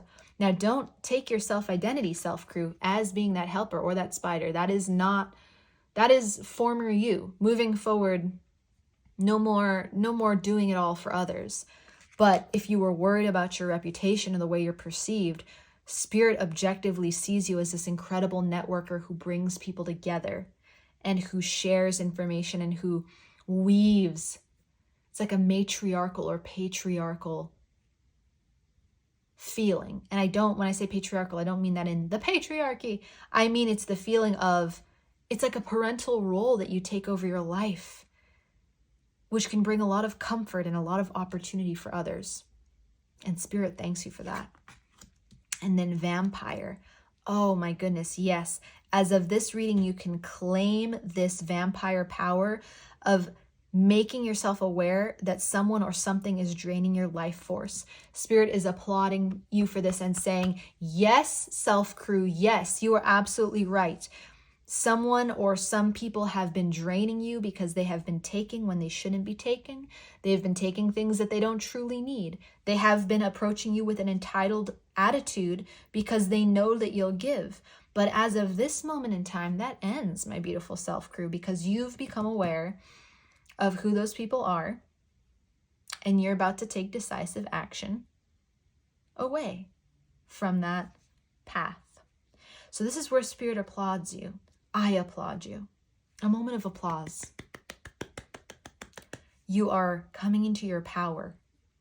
And I must admit, sitting in that energy is incredibly empowering. It makes me want to do things, like more things. Just make sure to get your rest, my beautiful self crew. I feel like it takes so little to fill your tank that you'll fill your tank like a quarter of the tank and then rush off like you have a full tank. Let's be careful with that. Fill it to full and then don't go anywhere. See how that does you. That's going to be a paradigm shift. That's a game changer. So finally, my beautiful self crew, we've come to the moment of advice. Let's bust out the advice. Where's the advice? Found it. Let me make sure they're upright. Yeah. So Spirit, for my beautiful self crew, what advice do you have for them to go forth and bask in their own awesomeness and self-love? What is the advice you have for them, Spirit? Advice for my self crew, these radiant hearts, artists, givers, who have been putting their own life on hold for far too long.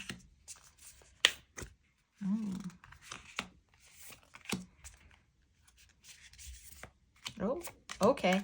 We've got many advices. Spirit is real chatty. I love that. To start, Sisterhood of the Rose, beauty and devotion, priestess, mystic, teacher. Spirit is saying it's time to develop those gifts of yours, my beautiful self crew. You know about these gifts. It's no surprise to you. You've probably been told before: healer, empath, lightworker, starseed, ancestral magic. I wouldn't be surprised if people have looked at you and prophesied over you before. It's time to get into that. This is your moment of delving into your own mystical abilities. Protection, call back your power, cut the cords, soul retrieval. This has everything to do with recognizing who's vamping off of you, baby. Who's been sucking you dry? Who's been taking your life source? It's time for you to identify them and cut them off so hard and so lovingly. Get grounded. Empaths, highly sensitives, connect with nature. Absolutely. This is all about Sisterhood of the Rose. Same situation.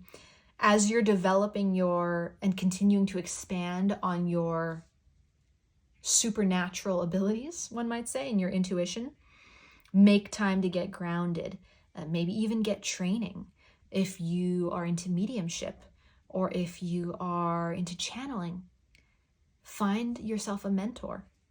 You would be very benefited to find someone who's more advanced than you, my beautiful self crew, and ask for their help. They can help guide and lead you and help you stay grounded and help you stay accountable in protecting your own energy. Trust the niggle. What is the niggling feeling trying to tell you?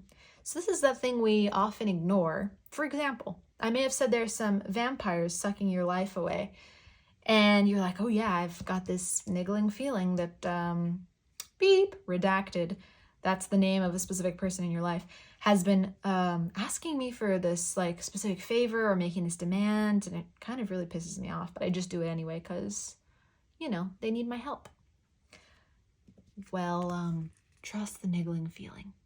If you are in denial about who these people could be, get out of denial.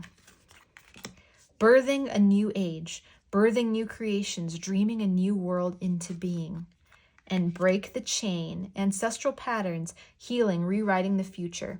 So particularly, my beautiful self crew, something that's coming up is if some of the people who are draining you are family members, which could very well be, you could all be in this ancestral generational system of enabling one another to not realize your full power because you're overgiving. And that is nobody's fault. That happens over multiple generations, and it happens particularly with people who have had a hard time. Maybe they've moved countries. Maybe they've had their entire culture upended from them. Maybe they've been the victim of war, or all of the above. Over multiple generations, it can also have to do with gender identity. It can have to do with sexuality. There are encoded lessons that we come into this lifetime with through our DNA, that we will just keep living these patterns of pain until the chain is broken. And we see it a lot in families, a lot in families, because, well, we're all sharing DNA and we're all sharing certain kind of nurturing, and we're all sharing the same lessons that we've learned. So if any of those vampires or energy sucking folk are in your family or your immediate circle, there's probably a very good reason for that. And if you break the chain of vampirism and you empower yourself with love, you set them all free. It's radical, actually. Absolutely radical. So my beautiful self crew, this is the advice that Spirit has for you. Spirit is proud of you, proud of your brave heart, proud of you for showing up here, for listening, maybe even taking notes, for your rapt attention, and for your desire to level up. It's intrepid. I love that word. And that's you, intrepid. I'm sending you all the love I've got, my beautiful self crew, and I'm so proud and grateful for you being here. Please feel free to comment your takeaways down below. Like the video if it made you smile. Subscribe if you always want to be able to come back to the Little Reader's house. Subscribe. And if you're looking for more guidance at this precise moment in time, personal readings are available down in the description box below. I'm sending you all the love I've got, and even more than I've got, just infinite mounds of love. Until we meet again, my beautiful self crew. Bye for now. Hello, my beautiful shadow crew. If you selected this classy vintage, I keep saying vintage, and maybe that'll come out later as to actually make some contextual sense. But if you selected this beautiful double diamond, creating the third diamond black and white shadow card, then you are in absolutely the perfect place to be, my beautiful shadow crew. We are going to start off with an energy check to get a feel for exactly what it is that you're grappling with. And if it's not a specific situation, it could just be a feeling.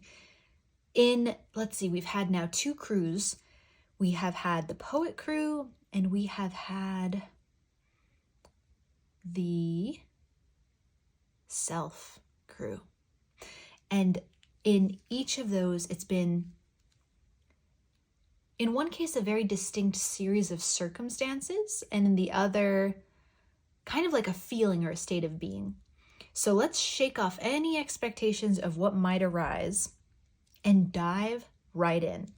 We've got the obstacle, or the thing that is causing pain, hurting, and that's youth, mutable, breaking free, rebellious, insecure, idealistic, on the verge, try things out, naive, hormonal, finding self, impressionable, independent, receptive, and strong-willed. We've got the situation itself. Why? And then we've got the contributing energies, or the states of being that are causing pain, which are the bully, conceals deep fears behind verbal or physical abuse, and the child divine, an inability to defend oneself against negative forces. Oh, my beautiful shadow crew. Let me pick you up. Let me give you a hug, hold you tight, and let you know that above all else, you are so worthy of love. Here's the situation. As Pitbull would say, I think, been to every nation. Is that a Pitbull reference? I don't know. But let's break it down. Let me tell you what I'm seeing. I'm seeing that the obstacle here is a feeling of not being at the right place at your life, in your life at this time. And this goes very much in line with the time reading that we just explored in my last video that was filmed yesterday. If you've seen it already, that's amazing. If you go back and find it, it may be full of gems for you. What we explored was that sometimes time feels like an enemy, not an ally. And we look at our life and we ask, why am I here? Why has this happened? There could have been a precipitating event in particular that really shook things up for you, my beautiful shadow crew. That may have been a divorce or a separation. That may have been moving to another place unexpectedly. That could have been getting fired, running out of finances, being in debt, car accident, injury, just something that came out of the blue and really made it feel like time is working against you and like your youth has either been stripped away or you don't know who you are anymore, self-identity. It could also have something to do with children. You could be a parent and you're finding that taking care of your children as they develop and grow leaves you wondering, who the heck am I? I'm getting from this energy a sense of identity crisis, life crisis. Again, this question of why. Why am I here? What have I done? Here, it's like this quest for information. This angel is reaching down for this book with a question mark on it that also has wings. And this quest for information is possibly leading you to all types of sources. Maybe you scroll Instagram, looking for inspirational quotes, or maybe you read books, or maybe you listen to podcasts on your free time or at work. Maybe you've constantly got a stream of information going in the hopes that you are going to discover why. Maybe you've constantly got a stream of tarot readings going to get to the source of this question, which is, what am I supposed to be doing? What's the purpose of it all? What has my life been for thus far to get me to this point? My youth gone, or maybe not gone. Maybe you feel like it's gone, or you're worried that it's going to be gone and you won't have accomplished the things that you've wanted to accomplish, that maybe you don't even know what they are. Now, I don't get the sense that you're a bully to other people, my beautiful shadow crew. Instead, I suspect that you may have some very harsh self-talk. If you've ever gone to the mirror or just in your own head said something to the effect of like, you idiot, you absolute idiot. Why did you do that? Oh, my beautiful shadow crew. I don't even like to say that. I don't like to say that because you're not an idiot. You're a genius. You're a talented artist with a sensitive soul. You're an observer of human nature. You're a good friend. You're a good family member. You're a great parent if you're a parent to either humans or animals or plants. You're a great caretaker. You put care and thought into things. Yeah, maybe you like speed and you like things done quickly and you like efficiency. And maybe you lose patience with yourself and maybe even others sometimes. But please, keep the self-talk kind. With this child divine, an inability to defend oneself against negative forces, I also feel like with this, there is this feeling of not recognizing, or maybe you recognize it mentally. You're like, okay, I'm a human being. I'm top of the food chain, you know. Maybe you identify with certain factors about yourself, like your age or your gender or your work. And you're like, yeah, I've accomplished things, like I should be valuable because of that. Or you're trying to find some kind of identity in that. Maybe you're leaning into, I don't know, a special group or a segment of the population that is considered marginalized. And by seeking identity with that group, or with a group that feels victimized, you're like, yeah, I'm part of this. I feel this. I'm looking for my identity there. But what you're not feeling even in that is your own divinity. It's like you're looking for a place to belong is what I'm seeing. And what I see with these two kids here is that they've kind of found one another, and they've got smiles on their face, and they're like reveling in their innocence. And again, child and youth. But what I see for you here, my beautiful shadow crew, is asking the question, is it okay to not have everything figured out? Because I feel like I was supposed to have everything figured out, and I don't have anything figured out. All I've got is a load of questions and a load of frustrations that I take out on myself, maybe not even fully consciously. I just let it rip in my own head or in the car when I'm driving, or just when I have my conversations with myself in the shower, in the bathroom, walking around, getting ready for the day. There's just immense frustration with where you are in life at this exact moment. And when I say, are you brokenhearted and alone? I feel the loneliness so keenly here. The difference is your loneliness is elegant. You make an effort to have community. You make an effort to share with others. But I think what you feel is that either people brush over it, or they're not taking it as seriously as you wish they would, or nobody seems to have the answers that you need. So no matter how much they listen, and no matter how much they coach you, no matter how much they offer you insights and, conversation, they're still not getting to the crux of the issue, which is truly an identity issue. It could be a Saturn return. It could be a midlife crisis. It could be a golden life crisis. I just made that up, but I mean, if you're 75 and you feel like you've got 30 to 40 years left and you're coming up on the end of it, I made that up for you. Golden life crisis. Whatever it is, it feels age related, it feels time related, it feels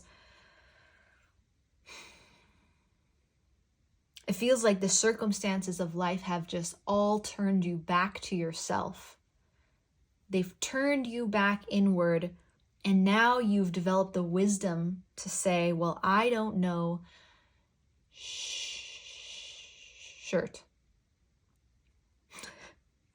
I'm not sure about the cursing.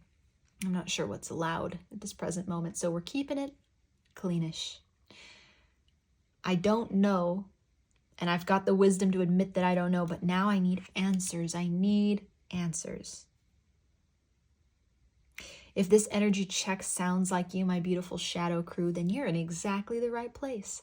You have selected exactly the right crew, and we are going to embark on a journey.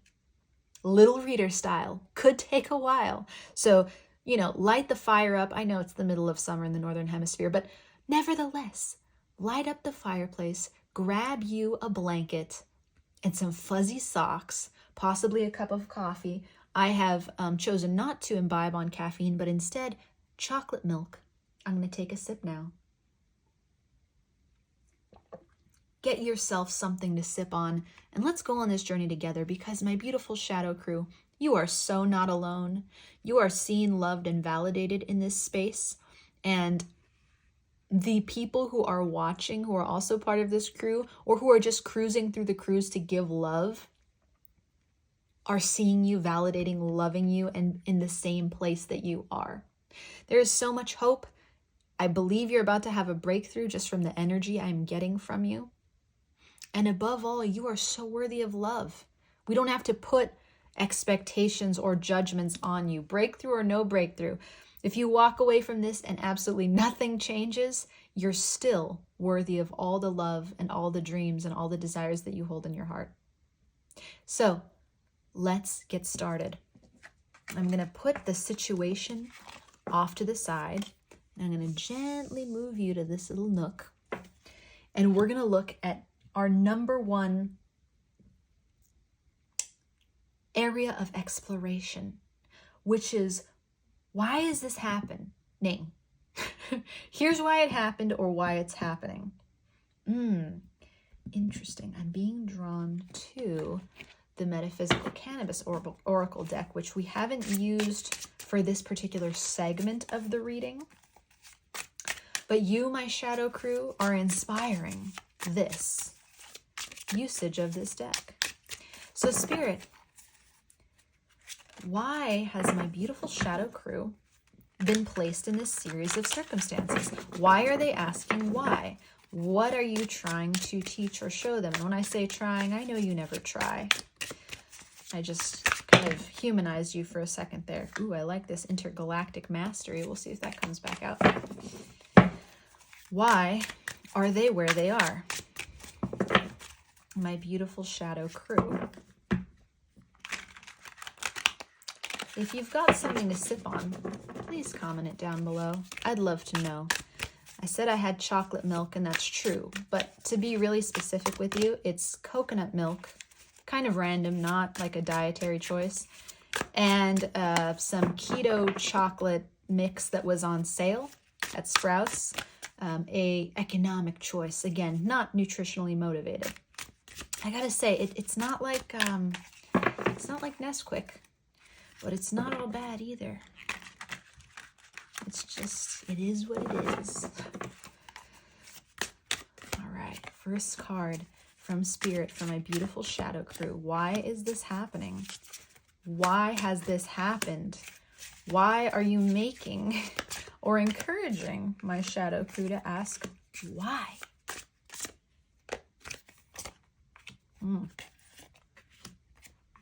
Perfection. Oop, and we're going to do it back into... I love it. Okay. Alabasisepo. Union.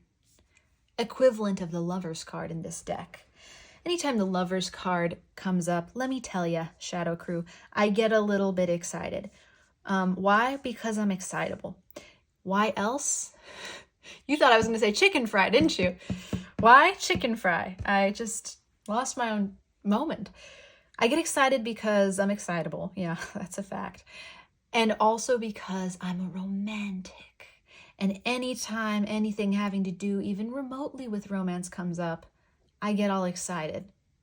Which is probably why I keep thinking of romantic black and white movies with this shadow card.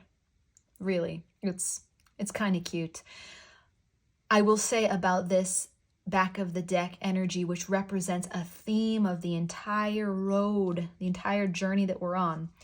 When it comes to the Lovers and it comes to union and it comes to the energy of Gemini, which is often associated with this card, it doesn't always mean external union, meaning a lover from the outside who comes in and just loves us madly the way we've always dreamed of being loved. In fact, most recently in the collective, what I've been seeing the Lover's card signify is an internal union between conflicting or unintegrated parts of ourselves that we haven't married with one another. They're often opposing parts. And oftentimes that can be the step right before bringing in a beautiful divine counterpart union. So let me say that all again in a way that actually makes sense. What I see with this Lover's card so often is that once we unify the parts of ourselves that we haven't looked at yet or brought together yet, we attract beautiful, fulfilling, romantic, and platonic relationships into our life. That there is what I'm trying to say. So let's flip these babies over and see what's going on. Ooh, Mami Wata, memory. Agbe, bliss. Manifestir, creation. That's the Magician equivalent card. Karusar, autonomy. I believe this is the world equivalent card. Wow, it so is. Thrive, Briety, tolerance. Omo Oloran, sing.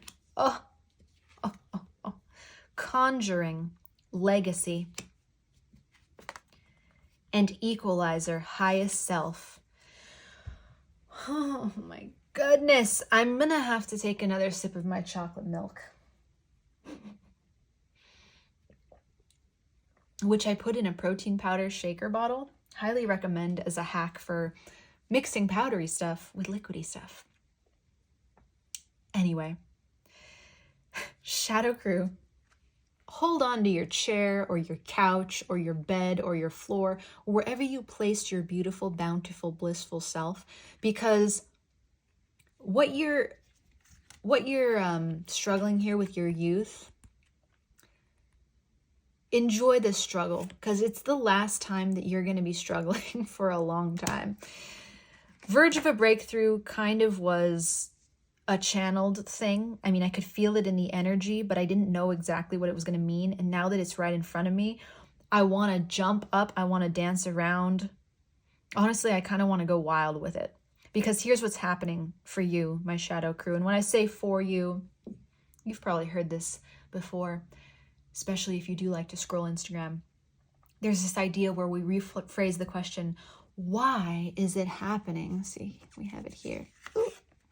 Why is it happening to me? And then on Instagram, there are people who say, no, no, no. Why is it happening for me? And your reading, Shadow Crew, is like the best example of that I've ever seen in the last year. This is one of those, why is it happening for me? And boy, is it happening for you. So just to point out a few notables. Here we have the World card with Agbe Bliss. We have the Magician with Manifestir Creation. And we have Alabesisepo, Union, as the Lovers. I believe Mami Wata is considered an oracle card, not one of the major arcana. And the same, I think, is true for Karusar, Autonomy. Nevertheless, these are powerful oracles. And in the deck, the author goes to great lengths to share that these oracles are actually representatives of your spirit guides and of powers on the other side that have formed an alliance with your higher self and are bringing certain circumstances into your life, my beautiful Shadow Crew, to awaken you to your literal highest self. When I say literal highest self, I mean coming into a version of yourself, Shadow Crew, that can do supernatural things. Your psychic powers are awakened. Powers that we don't like to talk about very much in the spiritual community because they make us feel weird feelings, like telepathy and telekinesis, weather manipulation. We're talking it's supernatural. Let's just leave it there, and then one of these days I can go down a long tangent on that other stuff. LSS, long story short, and I don't know why I'd ever try to shorten any story. That's not really my strength. This is more of a blessing reading than anything else. Let's talk about it. So your yearning, your nostalgic yearning that you've had recently for easier times, you know in your heart, my beautiful Shadow Crew, isn't because you actually wish you could go back in the past. In fact, I see you as a very intuitive person with highly honed, if not highly developed, sensitive powers. Now, that doesn't mean that you necessarily know how to use all of your gifts yet or use them on a regular basis, but I can see that you accidentally use your abilities all the time. You may have visions that you can't explain. You may see what friends are up to when you've had no contact with said friends. Anywhere that your heart is located, so if your heart is with a certain person, place, or thing, you receive downloads about that thing. You are aware that there's an activation happening within you, and I believe that's giving you a measure of peace with this whole situation. Whatever it is you've lost, and for whatever reason that you feel heartbroken and alone, there's still a sliver of you that knows that it's for a major reason. So you've had this nostalgic desire to go back to an easier time, not because you wish you could be a former version of yourself. I actually believe that you're integrating so much of yourself here. And now that I look at this is kind of a representation of what the Lovers looks like energetically. Here we see with Alabasi Seppo, we have described in the book that accompanies this deck a union between two opposing forces to create some energetic magic. And we see the same thing happening on your card.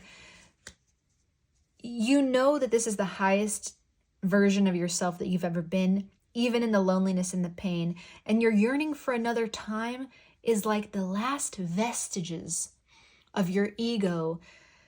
And we love ego. We don't demonize ego here. But when I say of your ego, I mean of your constructed self that society has taught you how to be.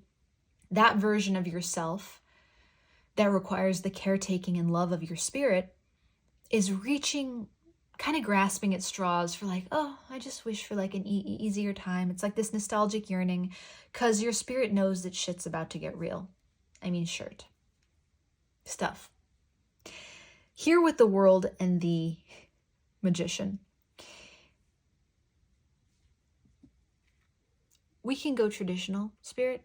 Let a girl know. Nope, we're going non-traditional. Okay, thanks. So in this deck, the figure is depicted as a levitating figure. That is now why I see that this deck has been selected for you, because of the very magical essence of it. You're a very magical being, Shadow Crew. You're, I almost said shower crew. So maybe go take one after this, or know that you can do a lot of magic in the shower. That's a fact, by the way. We'll discuss that later. You are integrating as a result of this life experience that you're going through now. High intuition with this white owl. Incredible power of foresight, perception, and the ability to go forth and grab what you want. The strength of the lion and the majesty of the lion. And I believe this is a cow. It's a white cow, which denotes to me serenity, wisdom, peace, gentleness, strength, and a grounded, kind nature. So you're pulling in and integrating all these facets of yourself as a result of whatever traumatic life event has triggered you to be in this midlife crisis state. And I say midlife, but it could be golden and it could be early Saturn return, which is like your first third of your life. It could be even earlier than that. You could be 19. You could be 13. Sorry about the language. If you are 13, I'll do better with that. The manifesteer, we see this as another spiritual being who has this snake wrapped around their torso as they hold up this rod and a pentacle at their feet. Oh, crystals in the background. It's lush, it's feckin'. There's a car. Well, maybe a car is coming into your possession soon. There's a cup there. It's representing all of our elements in this deck. And traditionally, the Magician card represents an alchemizer, an individual who is taking the fragmented pieces, perhaps, of their life or what's available to them and turning it into gold, or turning a base metal into something invaluable, something priceless, something precious. So again, this reading, my Shadow Crew, it's kind of skipping ahead. You might have some time-bending abilities. We've kind of skipped through the here's why it happened, it's happening, straight to the blessing you don't see coming. Although we're still going to go into the blessing you don't see coming, just, you know, to be respectful of the structure that we created. But I'm already seeing the blessing here, which is that you're at the end of this painful cycle. You are taking your power back, and quite honestly, my beautiful Shadow Crew, maybe a larger part than we even initially acknowledged, understands that, accepts that, and is prepared to thrive in that. When you decide, Shadow Crew, that you're ready to kind of let go of the parts of you that are mourning an old, easy life, when everything was handed to you and validation was available, and maybe there was a partner there who was satisfying your needs, or at least giving the illusion that they were, and maybe there was a comfy job and more of an income, whatever it was that you're missing, a time of ease is what I'm hearing, like the simpler times when you didn't have to ask so many questions. You're really not going to miss that for very long. And you're really right at the cusp of letting go of the yearning for an easier time and stepping into this, okay, that was fun. Yeah, I did my playing around thing in the 3D, and now I'm ready to step into fifth dimensional shirt. You like that shirt as a substitute for the naughty S word? I don't know if well, whatever. This is not about me, little reader. This is not about me. Okay. Autonomy. This speaks to stepping into this power. So we also have ancestral links and chains here. You're not truly alone, my beautiful shadow crew. And you'll know this more and more as you choose to set time aside and devote it to your channeling and speaking to other beings.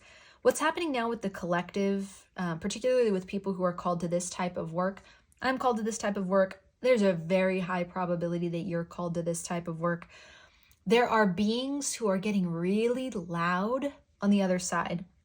Ancestors, we could say ghosts, but that would kind of be an oversimplification. There's wisdom that's been stored in the Akashic records. There is ancestral information and blessings that have been stored that are waiting for people like you, my beautiful shadow crew. Every single one of you who selected this card have a blessing to claim that's waiting for you ancestrally.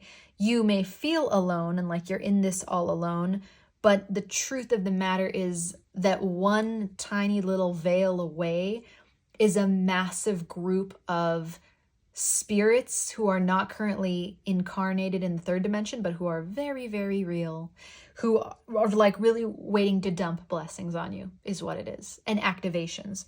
So they'd like me to ask you if you would please make time to commune with them and listen. Consistency is a big thing here. Will you make the time to sit and listen and ask for these blessings and these upgrades? And then maybe journal down any impressions that you get. Your guides, your ancestors are saying, please, please, shadow crew, sit down with us and we're going to tell you what to do. We're going to tell you what your next steps are. We're going to guide you to the right meditations, the right practices, the right routines, the right people, the right opportunities, the right lovers, the right entanglements. We're going to guide you to the right lessons, everything you need, if you'll just sit down and make time and hold space with us so that we may communicate with you, because you're so not alone. It just so happens that the people that you can best speak with right now, who can really get through to you and provide you with the insights you need and make you feel less alone, are not incarnated beings. Now that really tripped me up when I heard it for the first time. But then the more time I spent in the state of receiving, always with the intention to receive from beings who represent unconditional love and freedom and liberation for all, the less lonely I began to feel. Until finally I was like, okay guys, I need a break. Like, you real chatterboxes out here. And I suspect it's going to be very much the same for you, my beautiful shadow crew. Lean into it. It's not going to be forever. Yes, hugs and being held and physical touch, physical intimacy, high fives with friends, meals with friends, communion with incarnated beings are real needs for our third dimensional body. And yes, those needs must be met and they can be met. But if you believe that those are all you need, that's where Spirit is saying, wrong way. I don't know if that's like a Diddy Kong Racing reference, but they're saying there are actually a lot of people who want to talk to you and bless you and awaken you. So please make time for us too, because this is the void that you're feeling. This is why you're looking around at the people around you and being like, oh, it's just not satisfying me. Because there are people who aren't on the physical earth who are trying to commune with you. And I think you're getting caught in that in-between space where you can feel them like tugging on your energy, but you can't like point at the source and be like, oh, it's you, because they're not here. They're in your heart. That's kind of like the radio receiver, and they're in your crown and they're in your third eye. Another thing that spirit, so what this is turning into, my beautiful shadow crew, is it's turning into messages from spirit. So a lot less about the specific situation. What spirit's saying is it wasn't the situation that got you to where you are.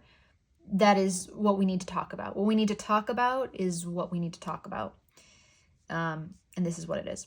So Thrive Briety and Omo Oloran, which I think, well, do they? Yeah, they so do.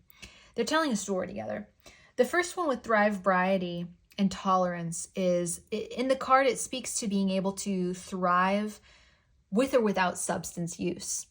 And yes, Spirit is saying you're a sensitive soul in a sensitive body. There's your body vessel has been uniquely tuned through a combination of genetic predisposition and potentially trauma. Trauma can be surprisingly, well, maybe not so surprisingly, it can be a tremendous tool for making our body a more sensitive vessel. And a lot of people who develop their empathic skills very finely began with like a trauma. And then they were able to not only heal and recalibrate their nervous system, but also turn themselves into a sensitive tool. So Spirit is saying you're sensitive. For whatever reason, your body and your soul are sensitive, and we need to work with that. Be aware of the substances that you're taking in and what you're consuming. Because whether it's media, whether it's the voices of Instagram or TikTok, YouTube, if it's readers, another thing about over-consuming readings, whatever it is, be sensitive to the information that you're taking in. Ensure that it is empowering and don't overdo it. There's a time and place for consuming media and consuming substances. I sense that even substances like caffeine, chocolate, sugar, they all fire you up, my shadow crew. They all provide you with this excess of energy that you actually don't need. What you would best be benefited by right now is literally sitting under a tree in nature and communing and getting grounded and slowing down. Because this card here indicates to me there is a little kink, and I don't mean that in the fun way, in your relationship with time. This desire to go back to youth or to start over, feeling like you're wasting time or missing time. It's also directly connected to the way you consume substances. And when you hit the caffeine or hit the sugar or hit the chocolate, me and my chocolate milk over there, it can warp your perception of time, and it can make you kind of sporadically blow your energy load, if you will, a little too soon. Spirit is saying you can thrive by slowing everything down and being mindful of what you're consuming and not overdoing anything. And in direct tandem with that is understanding that your expression, first of all, music and song are huge for you, my beautiful shadow crew. So if you're a singer, that means sing. If you're a speaker or a podcaster or a creator or a writer, that means speak, that means write. Channel your energy mindfully. Be careful of what you consume, and then be careful of what you produce. Try to allocate some of your energy to creation and expression, especially joyful expression. I can see that music moves you, it touches you, it unlocks you, it awakens you, my beautiful shadow crew. So allow yourself to be touched, moved, and awakened and empowered. Next, we have legacy and highest self. This is kind of like the cherry on top of the gift of this time of your life. In addition to closing a cycle because you became supremely more powerful than you were previously as a result of your most recent hardship, you stepped into your power as the manifesteer. You're unifying all these parts of you that used to be at odds with one another. So you're putting together your ability to create and be wild and free and childlike with your adult, mature, regulating self that puts limits on yourself and stops you from overdoing a substance and stops you from overdoing an activity and stops you from just going too crazy. That type of unity, it's like when two opposites meet, you're basically being a matchmaker inside of yourself, and you're pairing all these opposing factors together inside of yourself. So as you're your own inner matchmaker, you're setting your inner self up with, you're bringing your guides in, you're bringing your soul family in by communing with people on the other side instead of just communing with physical beings. That's another match that you're making. So every time you unify these two opposing parts of yourself together and create this balance, and I think, yeah, we even had the temperance equivalent here right underneath your union card, which says what actually, no, this is the star. This is the star, but I still stand by my initial interpretation. What I see here with these two overflowing waters is bringing in balance and bringing in a temperance-like energy. But with the star here, I also see, yeah, you're stepping into your power. That much goes without saying. Look what was under there real quick, just a peek. Yeah, bliss, trust. So trust in where you are, trust in the unfolding, trust in the process. And that brings us to the final two parts here, which is legacy, which they've got conjuring here, and equalizer, your highest self. Now, I don't know if you are a fan of the ganja, and if you smoke marijuana, eat marijuana, or any psychedelic. It could be mushrooms, it could be acid, legally, of course. Whatever it is you partake in, if you do that type of work, it could be part of your legacy. And if you don't do that type of work, the magic that is you, my beautiful shadow crew, the magic that runs through you, that is you, your imaginative self married to your logical, hardworking, present, grounded self, is going to leave this legacy that is colorful, inspiring, powerful, and it may be groundbreaking. I'm hearing some realization that you have. There's an art that you're meant to create, or a message that you're meant to get out, that is a game changer for humanity. It brings in this fifth dimensional superpower. We talked about it earlier. I said we'd circle back, and we'll what I meant was we'd circle back in a future reading, but just to dip back into that for a hot/cool second, there are worlds you've seen or worlds you've imagined, my shadow crew.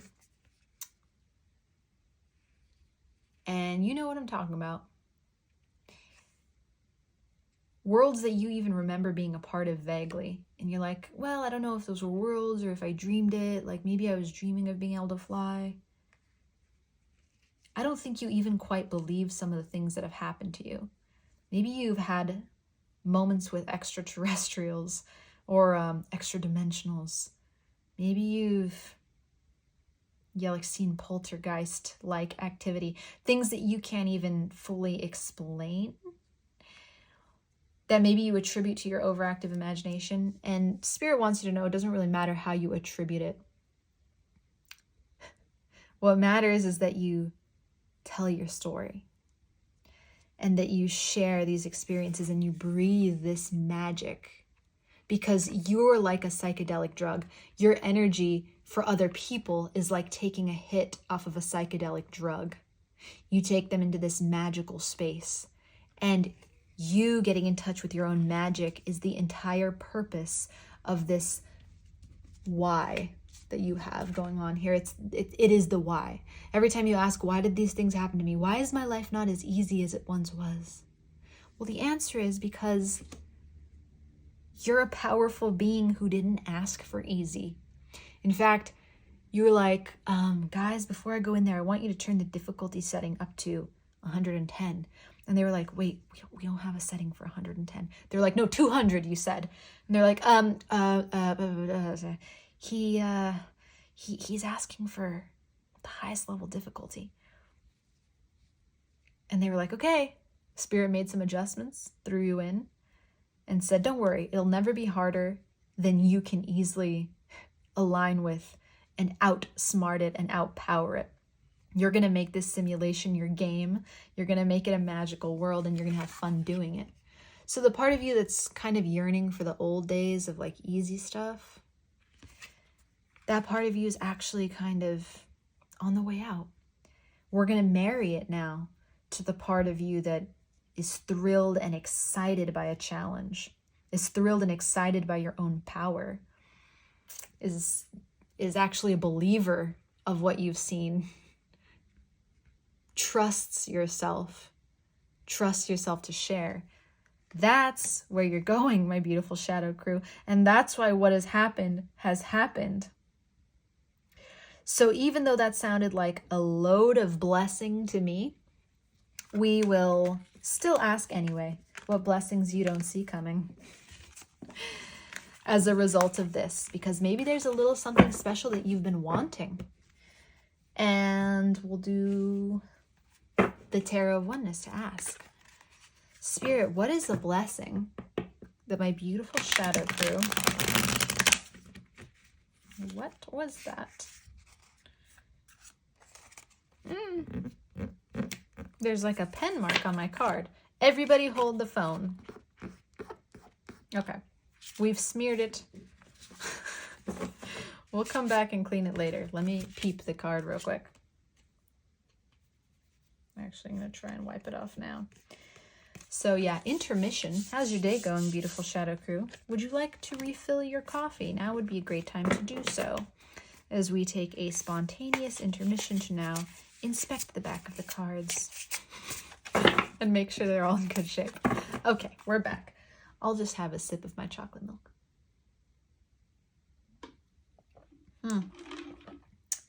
Yeah, still not sure how we feel about that.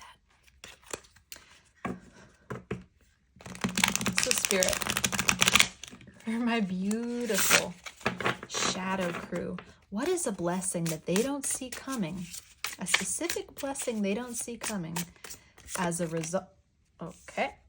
As a result of this hardship that they've been through that's made them feel brokenhearted and alone.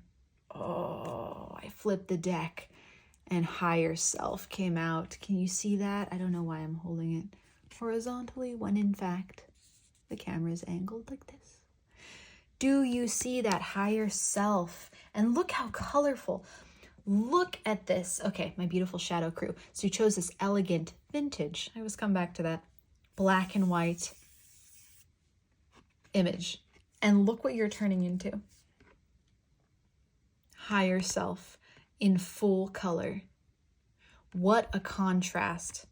And yeah, spoiler alert, underneath that is the Nine of Cups just hiding in there. Complete emotional fulfillment, casually chilling under your higher self. So, peeking at blessings you didn't see coming. The Star.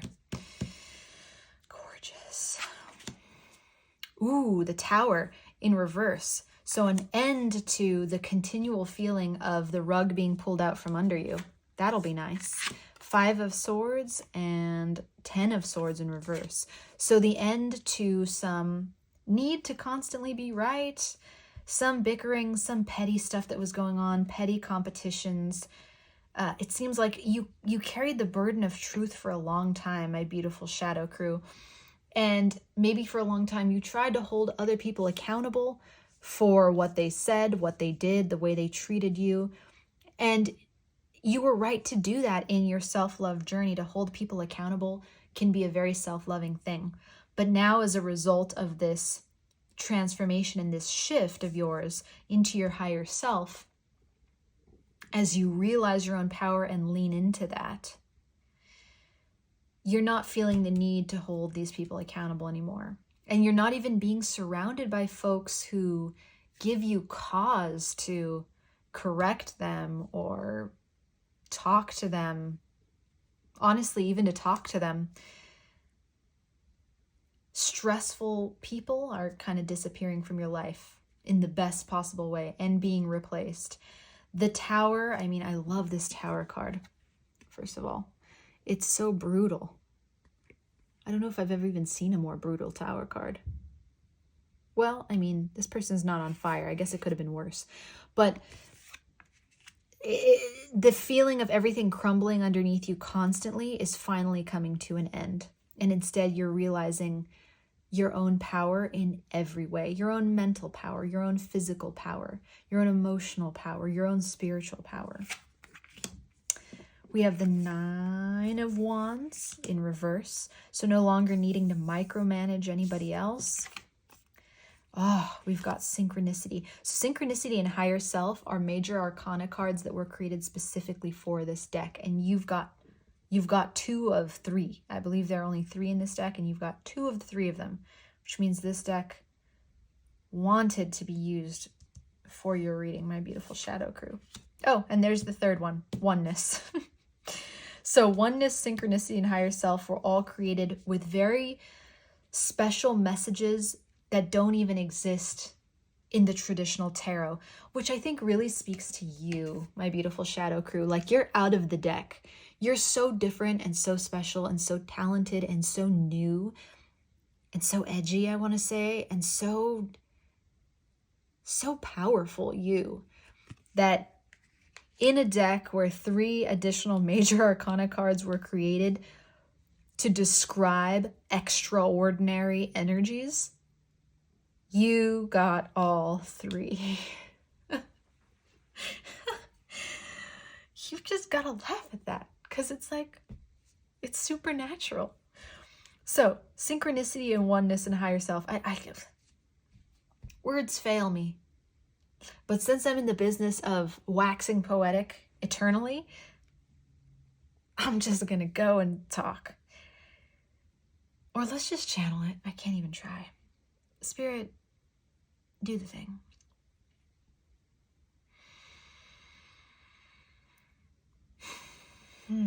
Beautiful shadow crew. You can sit back and relax, because you can finally trust that you're going to begin reaping seeds that you planted with positive intentions. For a while, you were reaping seeds that had been planted with neutral intentions or no intentions, and it led to some confusing and chaotic and frustrating series of events. But your recent mindfulness and your recent intentionality and your recent alignment with integrity are about to begin paying dividends that you can't imagine. It begins with peace. It begins with deep inner peace and a deep inner knowing that you're already leaning toward. We ask you to jump. Jump into our arms, and we as spirit will catch you. We ask you that age-old question, what would you do if you knew that you couldn't fail? Now do it. Do it and become the star that you are, and the star that you've always known yourself to be. It's time to know it in action, not just in thought. You're moving from the mental plane to the physical plane, and in doing so, in creating your dreams and turning your dream life into a reality, you become your dream self. So trust in us and trust in you, because what we have in store, only your heart can understand. It's beyond mind, it's beyond body. But you're going to love it.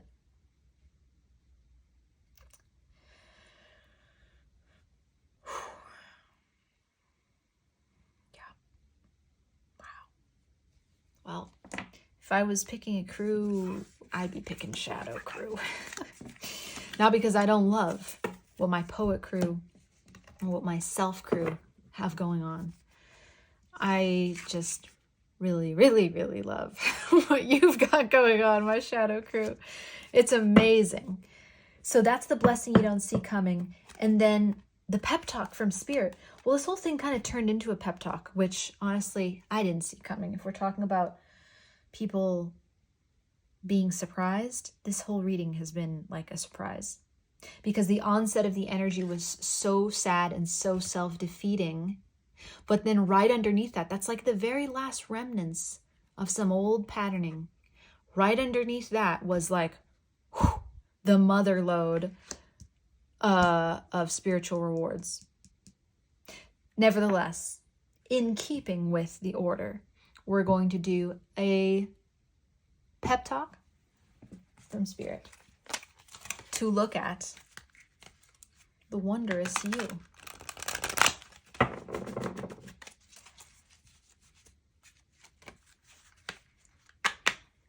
What is it, Spirit, that my beautiful shadow crew is excelling at right now? Whoop. Whoa, what are you so proud of them for? What do you see and like smile in bliss and go, that's my shadow crew baby, Spirit? What do you, whoops, what do you just beam at?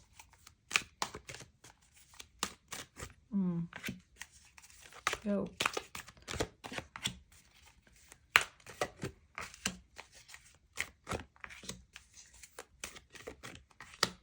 Oh, yeah. Okay. What is Spirit beaming at over you, my shadow crew? The Engineer. Gossip, but the light attribute. Virgin. Trickster, also the light attribute. Hedonist. And Detective. And I'm feeling like we're going to pull one more off the top, the Priest. Okay. Now our picture is complete. So here's the deal. In your alignment, my beautiful shadow crew, you have taken attributes that are often perceived only in their shadow. That would be the Gossip, the Trickster, and the Hedonist. These three, like, da, da, da, da, da, da, da, da. We three kings? I don't know. These three, but something about three and something about kings and something about Christmas. Comment that down below if that means something. But these three factors, these three characters, you are in your shadow work integrating and marrying with their light attributes. So you've taken what maybe used to be previously toxic traits that you might have held at one time or used for entertainment, or used for gain, maybe a little bit of manipulation. Maybe you used to like to talk a lot of smack about people. Maybe you just pretty much fell into your own pleasures as much as possible and avoided pain or challenge at any cost. But Spirit says you have been alchemizing all of that and turning over a new leaf and turning these into their highest light expressions, which is so commendable. Let me read all of them for you, starting with the Engineer. The ability to give creative energy a practical expression, talent for designing resolutions to common dilemmas. I see like a programmer here. Maybe you work on like websites behind the scenes, search engine optimization, website design. Maybe you do coding. Maybe you do, did I say coding? I said programmer. Coding. Maybe you do literal engineering or architectural work. Whatever it is, even if it's none of the above, maybe if it's as simple as organizing your kitchen drawer, you bring this Engineer organizational energy that helps to put things into their divine order. And Spirit is saying, thank you. We need that. When it comes to the Gossip, you have now awakened a consideration for the feelings of others and you're honoring trust. So when people give you a secret, you keep it. Or if you're not going to keep it, you tell them, I'm not going to keep it. Or you tell the person, hey, this was confided to me in secrecy. So as we discuss it, it's going to be discussed with respect and it's not leaving this room.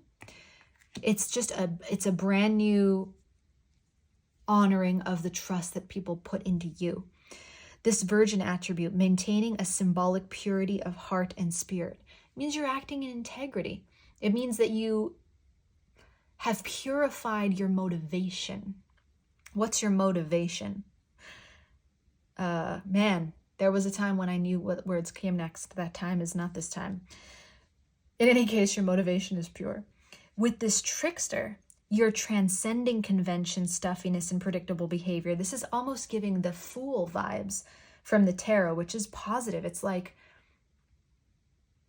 You're open to new beginnings in every moment, and especially in old, rote, dead ways of doing things.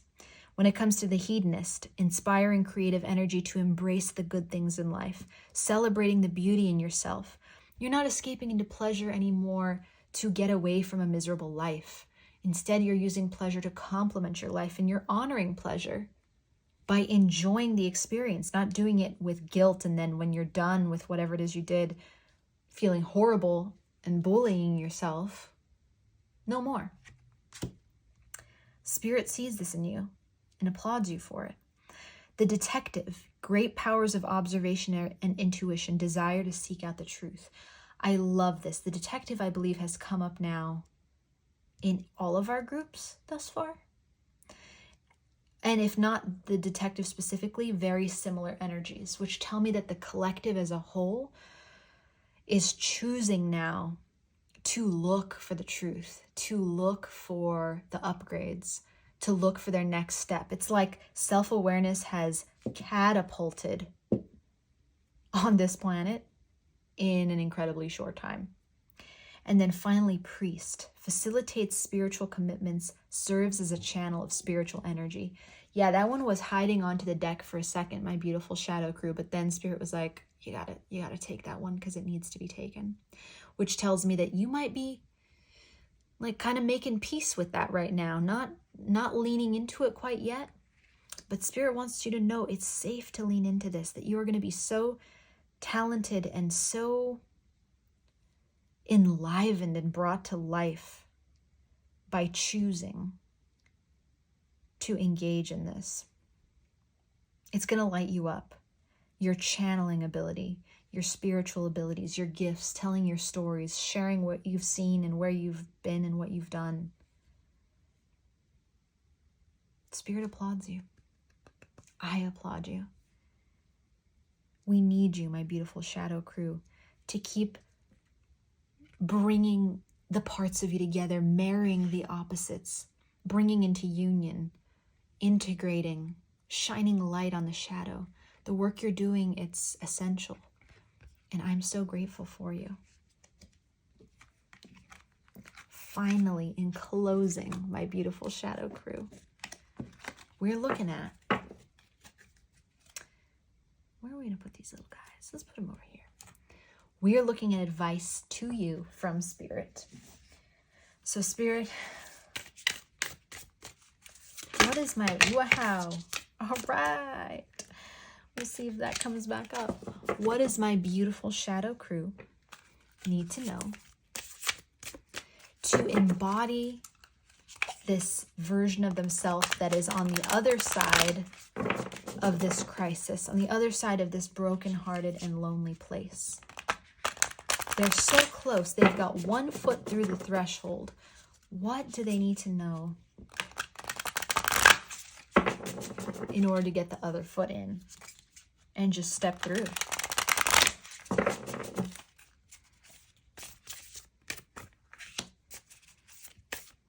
Oh, you want to come? Boop. That made me think of Oprah. You get a car. You get a car. Is that Oprah? I don't know. Now, those two are coming face up. We said threshold. There's threshold. Last but not least. Trust the niggle. Yes, this just came up also in my self crew. So let's flip them all over and see what's what. Boundaries. Where do you need to establish better boundaries, my beautiful shadow? Imrama. Where are you being called to journey to? Ooh, I love this. The ever unfolding rose, cracked open. It's happening for you, not to you. So, a couple of things right off the bat here. Ditch the victim mentality, the last little few threads that are holding on. Lovingly take them into your arms, my beautiful shadow crew. Look them in the eyeball and say, my beautiful little victim self, you have felt bullied, perhaps by the universe, orphaned, perhaps by God, and targeted, perhaps by a big old bully. no more. I'm going to take care of you now. I'm the captain now. I'm in charge, and I'm going to love you with all my heart. So we let go of this victim mentality that anything is happening to you. Then we establish better boundaries with the people in your life. That means you call when I say you call, and I answer between the following hours. I answer my phone between 10 a.m. and, 7 p.m. or whatever it is you want. When it comes to the nuances of your life, determine who takes from you the most that you don't get anything back from when they take. And then limit that taking. And put boundaries with yourself as well. No staying up late scrolling. No overdoing it with information and just listening to things until you go mind numb. Set some boundaries with yourself too. I know you're on the quest for information, hence this why. Maybe set some boundaries on the amount of tarot readings you listen to too. Give yourself a goal. Like once I've meditated, for example, for 5 days in a row, and I've implemented a new routine to help develop my spiritual gifts, then I can go back and listen to a tarot reading and get new information. Because sometimes when we overdo it with any type of information, it loses its potency and its ability to assist us. So I'm Rama. Where are you being called to journey to? You may be going on a trip, my beautiful shadow crew. It could be temporary, it could be a vacation, or it could be moving to another country is what's coming out of my mouth. So if that's something you've been considering, or another state, if you are in the Americas, it might be time to move your physical vessel. The initiation. I said, how do you get the other foot through the threshold? Rite of passage, crossing the threshold. Well, the answer to that, my beautiful shadow crew, is that you say, this is who I am now. I've decided I'm my higher self. I'm crossing the threshold. It's that simple. Lemuria, creating heaven on earth. It's happening. This means acknowledge that you're a light worker and roll with it. There it is. Answer the call. What is your soul calling you to do? Earlier, I saw something, my beautiful shadow crew. It was about... Oh, did I shuffle this deck? No way. No way. Ah. Music. And what I saw in there was a performer. Now, a person this magical as yourself doesn't just get this magic from nowhere. Nor does this magic stay hidden and dormant. It often comes with a persona of a performer. It often comes with some gifts and talents. You may love to sing. You may only do it as a hobby. Spirit is saying, start trying to turn your hobbies and your pastimes that you love, your love of storytelling, your love of performing, whatever that may be, it's time to start turning that into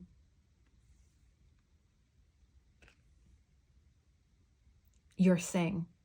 For lack of a better terminology or phrasing, it's time to make, if not a living, a serious point about maximizing your talents and your capabilities and embracing and leaning into your gifts that you've been given. That honors spirit. Trust the niggle. What is the niggling feeling trying to tell you? That means when I say these words, what comes up for you? What images do you see? What do you know that you're talented at, that you can go forth and get and enjoy and have fun doing? Part of this is trust. Trust yourself, trust the process, trust where you're supposed to be, and then take action accordingly to step into that higher self. The initiation is that simple. Choose to cross the threshold. That's what it is. It's a choice. It's a decision. So my beautiful shadow crew, this is the wondrous outcome that I see manifesting for you as a result of your own hard work and your own seeds of positive intention. You are talented. You are brilliant. You are magical. The world needs you. I need you. We need you. So I'm sending you forth to go continue to reap the rewards of your character. If you Have any insights you'd like to share for your fellow shadow crew? Drop them below in the comments. Feel free to like this video if it inspired you. Share it with another shadow crew if you have one. And if you want a room in the Little Reader's House where you're always welcome, go ahead and subscribe so you can see more. Oh, and for this time in time, when this is being posted, this time in time, it's a very sophisticated choice of words, I am offering private readings. So if that's something you or a loved one are interested in, you'll find the link in the description. Until next time, my beautiful shadow crew, I am sending you all the love I got, and take very good care. Bye.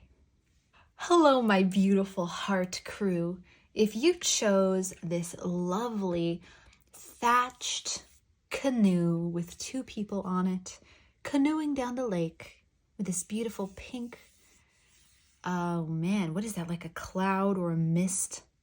And then these 2 intersecting rings. If you chose the heart card, then you are my heart crew. I'm so happy to have you here. Welcome to this reading of Brokenhearted and Alone. Brokenhearted and you alone unite. I almost skipped the alone part because we can't be alone if we're united. Can we, my beautiful heart crew? I'm bringing in the cards for your energy check. They're pre-shuffled. And what we're going to do is make sure that you are in the right crew.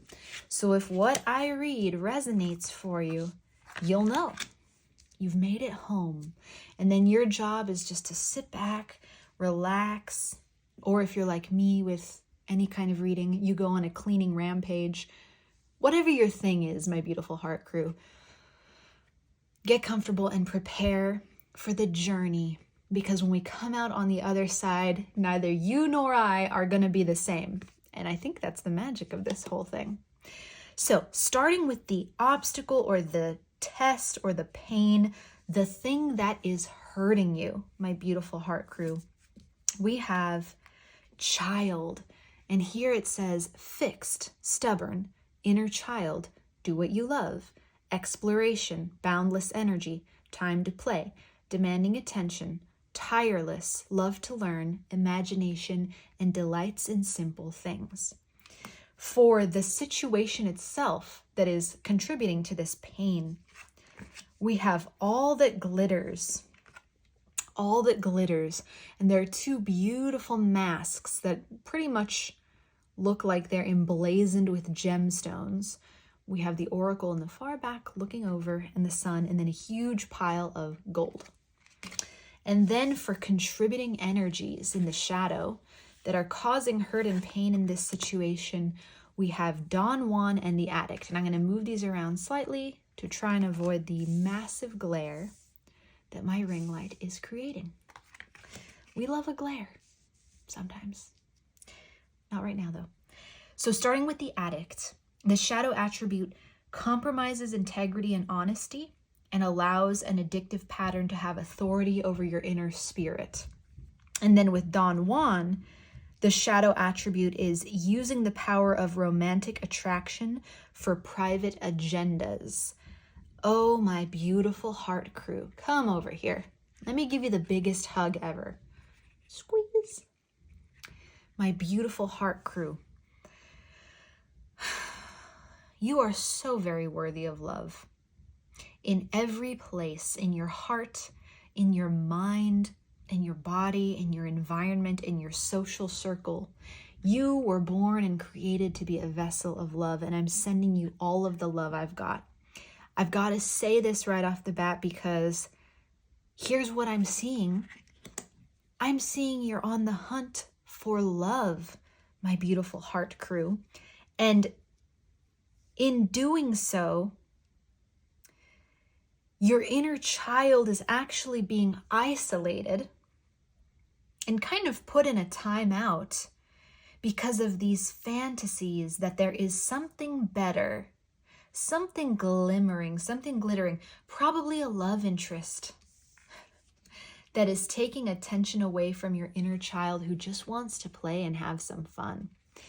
So if you, my beautiful heart crew, are like me, a romantic, then it may be that you tend to experience infatuations or obsessions. Now, because of this Don Juan card, I'm seeing that there is a highly likely possibility, well, a high likelihood is a better way to phrase this, that part of what is causing the brokenhearted and aloneness feeling that you're feeling is rejection from a love interest. Now, this may be somebody that you built up the courage to have the conversation with and say, hey, I am deeply into you. And then that person was like, hey, I'm deeply into somebody else, or I'm not feeling it, or, maybe later. Or maybe they were kind of wishy-washy and giggled and didn't know what to do with the information. Whatever it was, my beautiful heart crew, this might have been something that you'd built incredible amounts of hopes and dreams around. And this All That Glitters and Addict card tell me that maybe there were many tarot readings that were watched. Maybe there was a lot of fantasizing and a lot of mental and heart exploration. And if, like me, you experience psychic phenomena or are a medium or a channeler, it's possible that, because for individuals with this proclivity to see through the veil, wherever we put our hearts, and you being the heart crew probably did this easily, wherever we put our hearts, it awakens our psychic abilities. So perhaps you put your heart on a specific person, and in this process of manifestation, you began to see visions, synchronicities. You were connecting with them in ways that you didn't even know it was possible to connect with somebody. And then it all came crashing down after that conversation of, hey, what are we? Or, hey, how do you feel about me? Or when you opened up and you brought that child out, that innocent child, and you got vulnerable and you put yourself on the line to go after this glittering desire, in most cases of a person, but also could have been a job, could have been an opportunity, could have been a creative collaboration. It could have been a manifestation for a project, a small business, for money, working with someone you love, admire, and respect, getting the attention of someone you love, admire, and respect. When it didn't work, or maybe that moment hasn't come yet, the conversation might not have even happened yet. Instead, it's like this anticipation of waiting, like, is it going to happen? Is it going to come? Are they going to come to me? Am I going to manifest them? And it just seems like nothing is happening. My beautiful heart crew, I am holding you so tenderly. Your precious heart deserves to be loved. You deserve more love, not less, always. If this sounds like your situation, and this energy check is resonating with where you are, then you are 100% part of my heart crew and 100% in the perfect place today, here and now, with the little reader in my house. You are so welcome here, beautiful heart crew. The pain of this experience, I'm feeling like in two ways. First, it's a knife to the heart, quite literally the heart. A sharp pain that feels, well, I've never had a heart attack in this lifetime, but what I feel like a heart attack could feel like: losing breath, chest pain, weight. One of my favorite movies, Something's Gotta Give, the character of Harry Osborn, played by Jack Nicholson, describes the heart attack and the panic attack, because he has one of each, as an elephant sitting on his chest. That's what this feels like to me. And the other way that this feels is this keen sense of abandonment and loneliness. Like there is a hole punctured in your heart that has this person's face on it, this person's name in it. Their initials are carved there in your very organ, your heart. that makes your whole life run. And they've been glittering in front of you like the sun, always out of reach. And the feeling of that is this immense loneliness that is just pervasive agony. I'm holding you, my beautiful, dear heart crew. You're so not alone in this. Not only do you have me right here, who experiences every reading with you as part of it, I'm only capable of channeling the energy if I've had the opportunity to feel it at some time before. And with every member of the heart crew who is going through this now, please drop support and love for one another in the comments, because this stuff, it's the maker of champions and warriors. If you survive, you will survive, my beautiful heart crew. But I know that sometimes you question it. You're like, will I survive? Can I do this another day? We're going to get more information for you, my beautiful heart crew. So I'm popping this little card off to the side that represents you, and we're taking the energy check. We'll set it aside and maybe reference it if we need to again. But we are diving in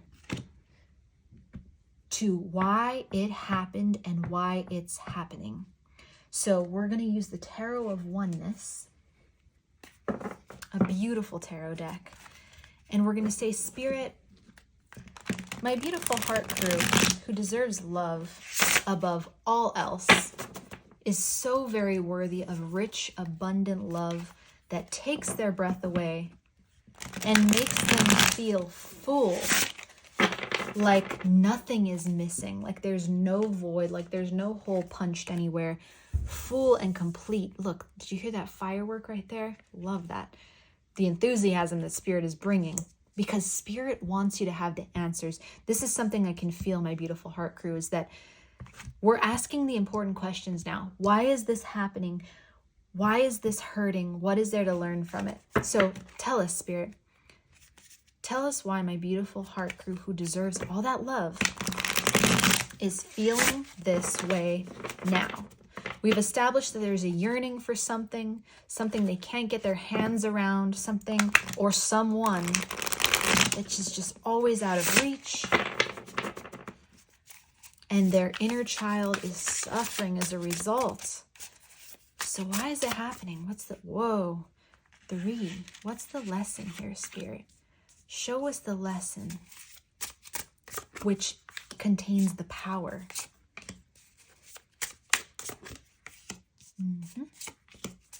Tell me, oh, wow. Tell me a story, Spirit. Tell me their story. The inspiration of swords. Okay, quick, everyone, hold on to your pants, because this same question continues to pop up in my mind. I have difficulty retaining how the author of this incredible deck has repurposed the court cards. And I believe the inspiration is the Queen, but the last time I believed something, I was wrong. And you gotta own that, you know? Love being wrong. It's like the story of my life. And yeah, I was totally wrong. So this is not the Queen card. This is the Page. So in this deck, inspiration, Page of Swords is the overarching theme of this energy. The why of why this is happening is the Page of Swords. Now, the Page of Swords is all about communication. It's about a curiosity. It has a little bit of a child element to it, the page being the youngest and the least experienced of the court cards, but still the page is in the court. The page has clout. The page is more than the serf, if you know what I'm saying. I don't mean the serf of the ocean. I mean like a lowly citizen of the village or the kingdom. A page is above that. A page speaks directly to the royalty. In this rendering, we don't have a page character at all. Instead, we have this beautiful bird flying out of a box. We have a pen and a pencil. We have blue flowers. Throat chakra healing is what I'm feeling Not intended to rhyme, but hey, we love it. All over this. I haven't seen, obviously, any of these cards yet, but I feel that the theme with all this blue that's going on here, let's just peek it. Ooh, and the tower underneath that in reverse. All this blue is giving throat chakra. We've got gears, we've got a magnifying glass. So this, my beautiful heart crew, is exploring some throat chakra wounds that happened at some time in your life, about the courage to express, the courage to let your imagination and your heart and your dreams and your voice and your thoughts out of the box. There's like this gripping feeling that's turned into a sort of obsession. And the antidote and answer to this lies in the expression. Another unintended rhyme. We've been very poetic lately, ever since the Time reading, which is available. If you want to see a message from Time, there was a lot of rhyme, especially in the Labradorite when we did a direct channeling. It was really interesting. Rhyming could also have to do with this poetry. This pen and this pencil are giving poet vibes. Have you been using your creativity, my beautiful heart crew? Have you been using your creativity to channel the weight of this obsession, channel the weight of this addiction, this desire for passion and love, this connection with this purpose, this purpose maybe, this person, this thing? Even here in All That Glitters, I see two masks. You could say they are divine counterparts. It could very well be, before we even turn these cards over, that you are an empath, a channeler, a medium, someone with psychic clairvoyance, for instance, clairsentience, claircognizance, clairaudience, and you are sensing a divine counterpart drawing near. And because again, I see two here. And I often associate two children as the childlike spirits of divine counterparts together. So the weight of this can be massive if you can sense a divine counterpart growing near. It may not be the person that you think it is. It may be an energy that's drawing near to you that you can sense and feel, that you've projected onto a specific person. But what Spirit is saying right off the bat is expression and creativity. This is meant to be a muse. Not to amuse, because it's not funny. It's very serious, and the weight of it is, like I said, an elephant crushing my chest. It's not a joke. It's not a laughing matter. But this is like a muse to inspire you to create. And of course, we have the Ace of Wands, which is the inspiration to create, fiery. Wands are the fire element. There's a closeness to spirit, divinity, creation, design, orchestration. Ace is the beginning. It's like Spirit saying, this is meant to inspire you, my beautiful heart crew. But let's keep going. Action of Cups in reverse. Okay. We've got the World in reverse. We've got the Nine of Cups in reverse. We've got the Four of Swords upright. The Eight of Cups reversed. The Nine of Wands reversed. And Perspective, formerly known as the Hanged Man. Oh, yeah. It's a story, my beautiful heart crew. And we're going to read it. The purpose of this experience, in which you're feeling inexplicably drawn to a person, place, or thing, but very most likely a person. You literally feel quite addicted to their energy. You feel like this individual is the answer to my prayers. It's my divine counterpart. It's the match to my inner child. It is a part of me that I'd like to integrate through union, through the Lover's card, if you will.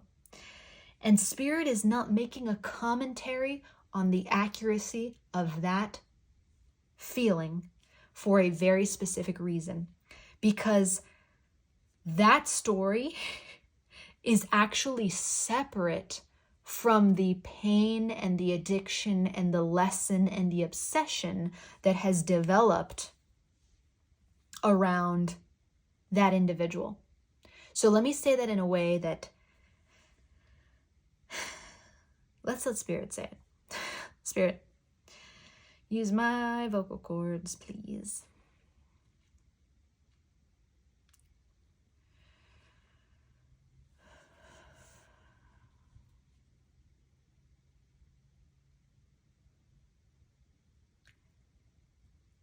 Your desire for this person is meant to inspire. The desire you have for this person is separate than the journey that you and this person are on. They have connected in the past, and they may connect again in the future. But for now, we want you to focus on the gap between you and them and find inspiration in that gap. In that gap, there is so much to be learned, so much play to be had, so much nourishment for your spirit to enjoy, so much laughter, so much emotional fulfillment, so much happiness, so much camaraderie and community. You're not meant to be lonely in that gap. You're meant to find that community and then to bring that person in, potentially, or another person who is as great or better, although we know how you feel about that. Trust us on that piece. But know that in this gap between your union, you and them coming together, or you and your divine counterpart coming together, or you and the thing that you desire above all else coming together, in the gap is where you're meant to play right now. There is inner child healing to be done. That is what the gap is for. And only when that child healing work is done can the gap be closed, you see? So by playing in this gap, you're accelerating your manifestation of your dreams and accelerating your manifestation of your union. But by continuing to yearn and to pine and to not play and to take everything so very seriously and to be so very stubbornly stuck to what you believe is yours and that you must have, it only widens the gap. So we beg you, beautiful heart crew, to play, to be free, to be light, to have fun, to learn, to heal your inner child, to express from your throat chakra, to sing and to laugh and to be the artist that you are and the poet that you are and the storyteller that you are, or the mathematician and the intellect that you are. Whatever it is that you are, we want you to simply put the final pieces of you together so that in your wholeness, the gap slams shut faster than you can blink or bat your eyelash. And before you know it, your lover's hand is in your palm. It's that fast, if you trust, and if you become whole with yourself first.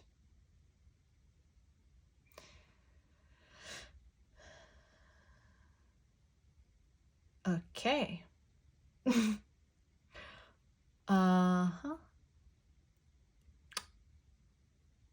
Yeah. So this is just me, the little reader, trying to understand what was just said, because when that happens sometimes, I actually can't hear what's being said. So I'm not sure if we covered everything here. So give me just a second. Take a deep breath and recenter myself. Okay, Spirit, point me in the direction of anything I need to add to what you said. Action of Cups in reverse. Ah, yes. So pausing love from the outside. Excuse me. I'm going a little fast. Let's slow it down. There's a reason why this action hasn't been taken from the object of your desire. And I get the sense, my beautiful heart crew, that you are quite a manifester and that you know how manifestation works.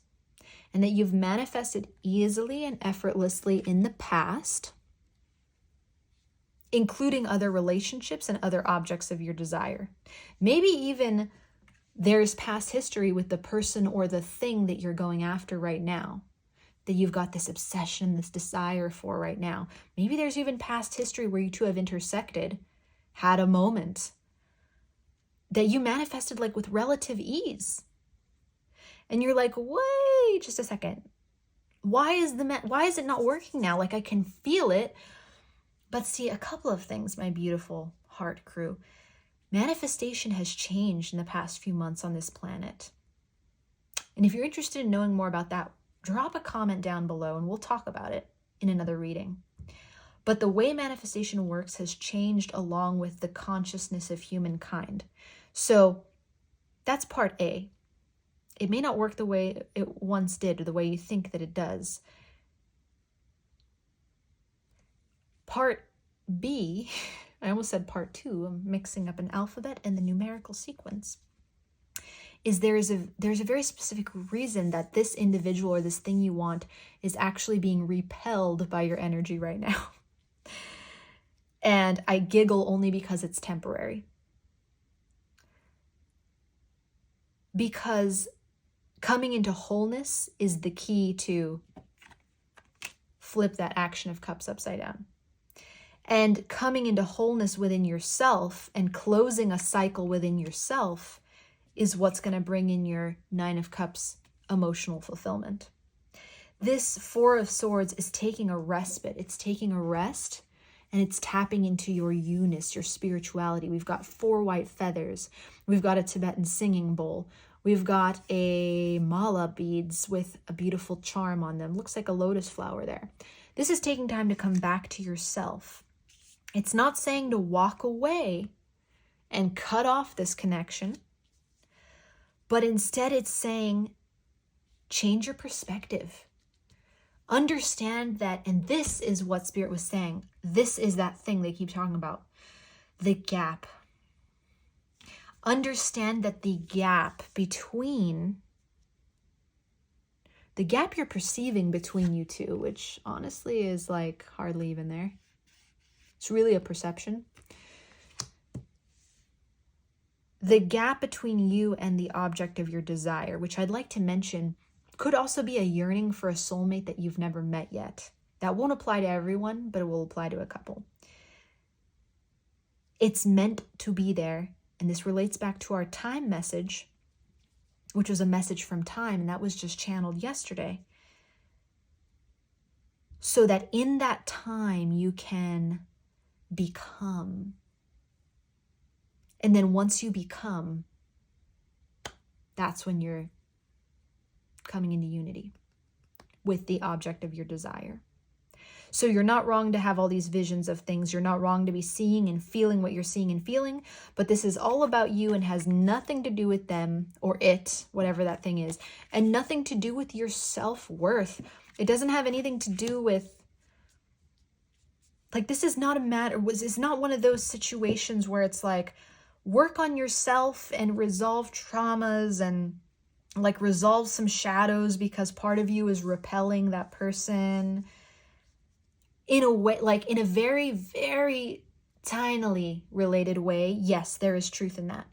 But it's more about you stepping into the next version of yourself, who is this mighty, powerful heart, who is standing on their own 2 feet as an artist and maybe an entrepreneur, a creator.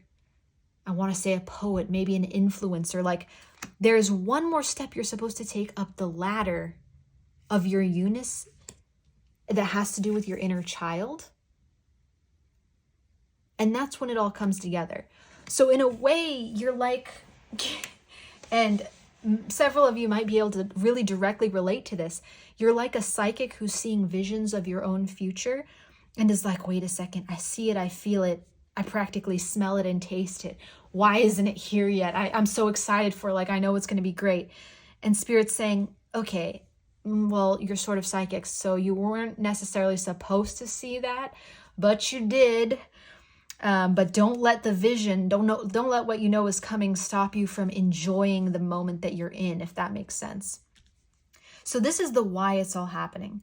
You're meant to find your 9 of Cups within yourself. You're meant to bring an end to this cycle of, see, I love this World card. It's perfect to describe what we're talking about. It's, again, it's not about this healing, like get yourself right before you're ready for a partner sort of thing. Like that's only a teeny weeny percentage of it.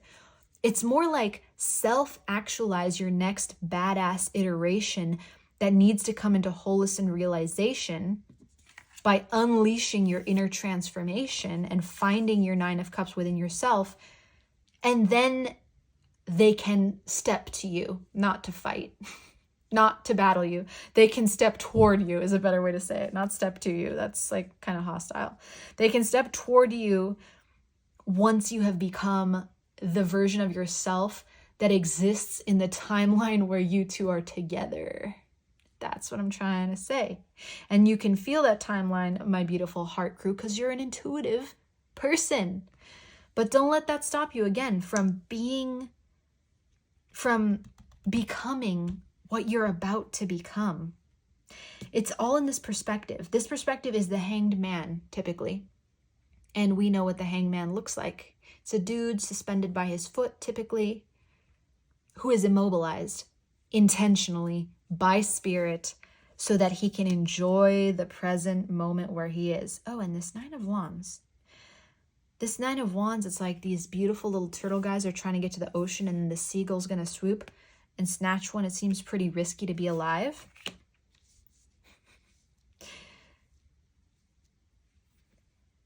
I think Spirit doesn't want you to cut off your dream, and it doesn't want you to it doesn't want you to cut off this dream. It wants you to stop seeing it as a burden. Because the way you're perceiving this situation is, this hasn't happened yet. Something must be wrong. This hasn't happened yet. Something must be wrong. This hasn't happened yet. I'm doing something wrong. Or when you get bored, you're like, I can't wait for it to happen. Let me fantasize about it. Let me listen to another tarot reading about it. Let me, let me kind of just languish in a way. But what Spirit's saying is you can get excited and you can get inspired. In fact, we want you to get inspired, but we want you to create as a result of this inspiration, not languish and sit and brood and feel alone. When you start to feel alone because you're separated from this thing that's glittering so brightly and seducing you in, that you want so badly, that you're practically addicted to, that you can feel yourself in the arms of, when you start to feel lonely because you're like, gosh, I just want that so badly, Spirit is saying, find your 9 of Cups within yourself. Call a friend, talk to somebody, bond with someone, have fun. Because once again, it's just this one little itty bitty step. We need you to get lost in the beauty of now again. Get lost in the beauty of now. Oh my goodness, this so goes back to the time reading. I highly recommend it for you, my beautiful heart crew. If you haven't listened already, find your pile within the reading called A Message from Time, because it's totally relevant to this.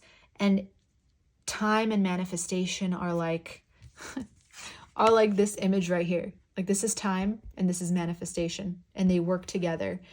And the more impatient we are, the bigger of a gap we create between ourselves and that thing. No matter how predestined it is, like, the universe doesn't have a problem shuffling events back up and pushing them further apart so that what needs to happen can happen. So quite literally, in a way, the yearning here without the creative action may have caused more time to be required for this manifestation to come into play. But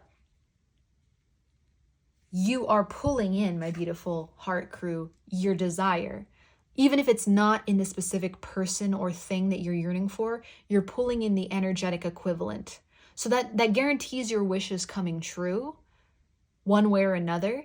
The amount of time it takes, however, is completely dependent on how willing you are to forget it.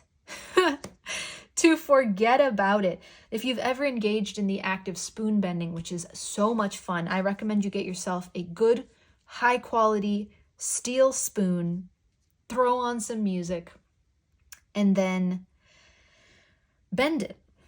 Not with your mind, unless, of course, you can do that. And if so, please loop me in your masterclass. But you can use your hands to bend the spoon. You set an intention like, I'm going to bend this spoon. And then you set the spoon aside for like however long it takes for you to forget it. 10 minutes, 20 minutes, 30 minutes. You put on music. You get in a loving, happy state. Then you come back to that spoon and you can bend steel like butter. It's a load of fun. That is the principle that's going on right here. You've already set your intention. You want this thing. You're separated from this thing. It is driving your inner child insane because you're not allowing your inner child to have fun because you keep thinking you're doing something wrong because you don't have this thing. You've got to set it and forget it. Intention is set. Now do everything you can to forget about it. And I mean, lose yourself. Get into creativity mode. Write songs or music or letters. Literally use this person or this object of your desire as a muse. And you're going to produce some of the most remarkable creative works of your life. That is what Spirit is actually using this whole person and desire for. And then once you get so lost in your creative act, there's a knock on the door.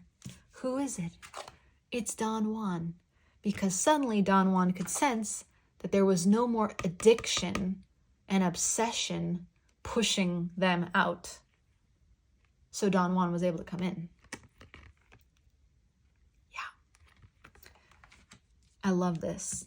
Powerful, powerful, powerful. Because what it shows me, my beautiful heart crew, is that you are this close. You're as close as you want to be. You have all the power. So in a way, your inner child is getting their revenge. They're playing a game with you. They're like, oh, you're not going to play with me and have fun and create with me? Then I'm going to play a game with you, heart. And your desire is not going to be able to show up. Now, the inner child is not like manipulative or crazy like that. But everything has its polarity in this particular third dimensional reality. And there's a magnetism and a balance. In order to come into harmony with our desired outcomes, we must play within that balance. And what Spirit is teaching you right here and now is how to become balanced and whole within yourself and fill the potentially codependent void, which is really just looking for creativity and play and is trying to fill it with a person. But Spirit is saying, wait. Fill it with yourself first. And then we're going to bring you that awesome person. Because that awesome relationship you want requires that this hole be filled because their hole is filled in that way. If that makes sense. Again, it's about balance. If we're trying to draw in that high frequency, high vibration dynamic, we step into that high vibration, high frequency. So now that I have waxed on and on about this, we're going to go to the blessing you didn't see coming. The blessing you don't see coming, my beautiful heart crew. How are you doing in there? How are you assimilating with this information? Drop it in the comments. I want to know. I read them. I laugh. I cry. My heart sings. My heart weeps. I dance. I am with you on this journey. And I'd love to know what your impressions are of what you're feeling about this information. How is it resonating? Curious minds want to know. I'm actually feeling like I still want the oneness. Ooh, I want to combine. Okay, yeah. Whoop. We're going to combine 2 decks. Who is that? Ooh, Spirit of Cups. I'm not even going to try to guess which of the court cards the Spirit is. I'm learning my lesson, which is, I don't know. So Spirit, what is the blessing my beautiful heart crew does not see coming? I know we kind of touched on it in the lesson, because the lesson is the blessing, you know, but because we are extra here in the Little Reader's House, I want to know more. What is the blessing that my beautiful heart crew doesn't see coming as a result of the frustration and loneliness and heartbreak and aloneness of this experience of desiring that someone or that something that's going to fill the hole in the heart. What is the blessing they don't see coming? Show us, Spirit, show us. Yeah. One from the bottom. Oh. Yeah, you want to come? Anybody else? Top.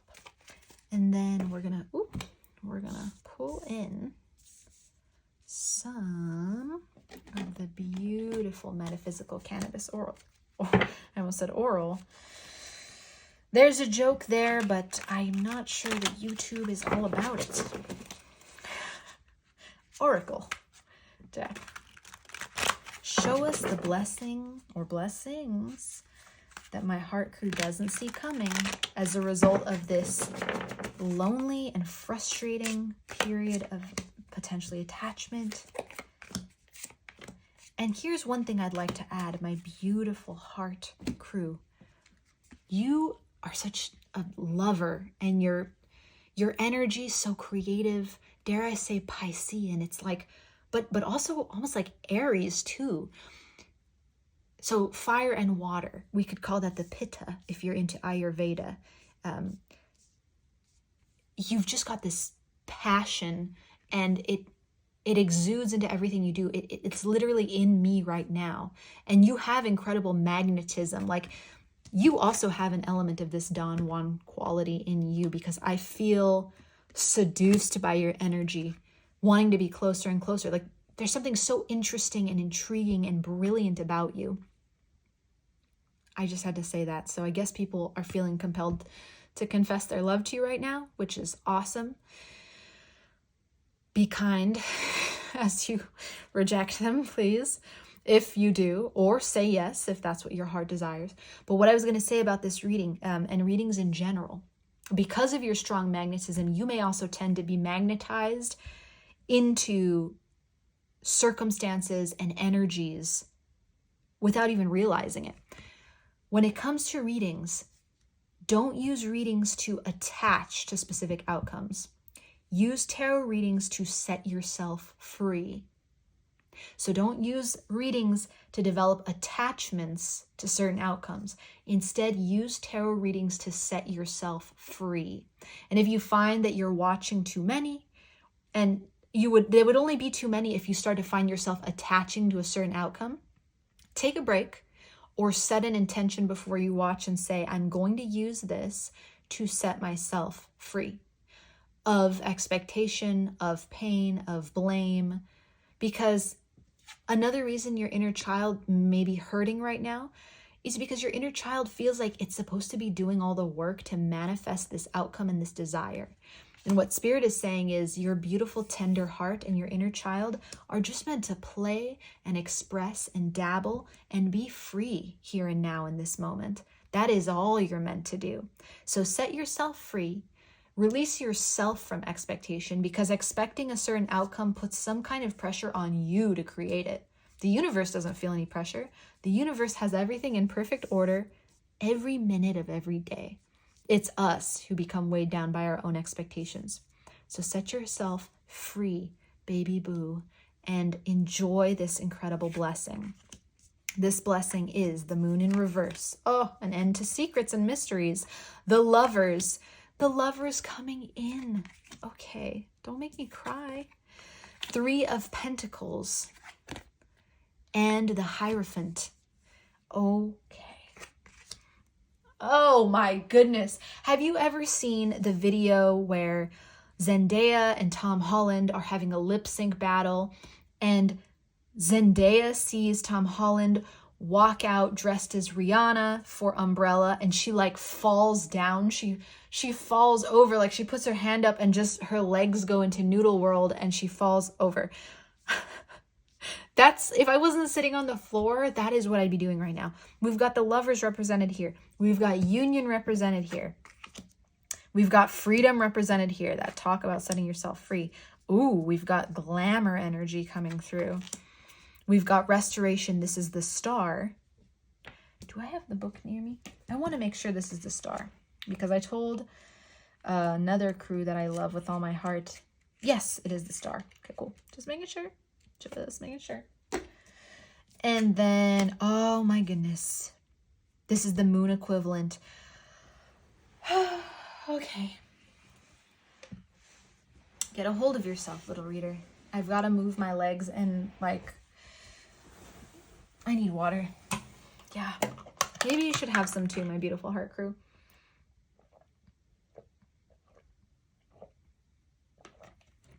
Man. Oh, the universe is a miraculous place. And you are the proof. So, let me paint a picture for you. Beautiful heart crew, the object of your desire is what you're going to get. That's the blessing, okay? The blessing you don't see coming is exactly what you want. But remember what we said. Okay, I didn't say anything. I'm like pretending I know stuff here. Remember what Spirit said? I just read the cards. I'm just trying to take a little bit of credit. Basically, the harder you attach to this outcome, the longer you're going to have to wait for it. So you can either turn off the reading now, or you know what I'll do?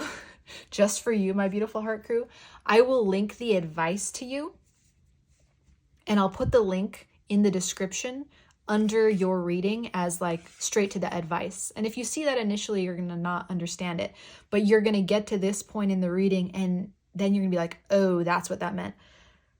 If you don't want to attach, and if you have a tendency to become over-attached when you actually hear good news, because then you want it to happen now and it throws you back into the cycle of addiction and obsession, skip this whole part. It's going to be good. Don't worry about it. You can skip straight to the advice section. The number is linked below in the description, and I'll see you there.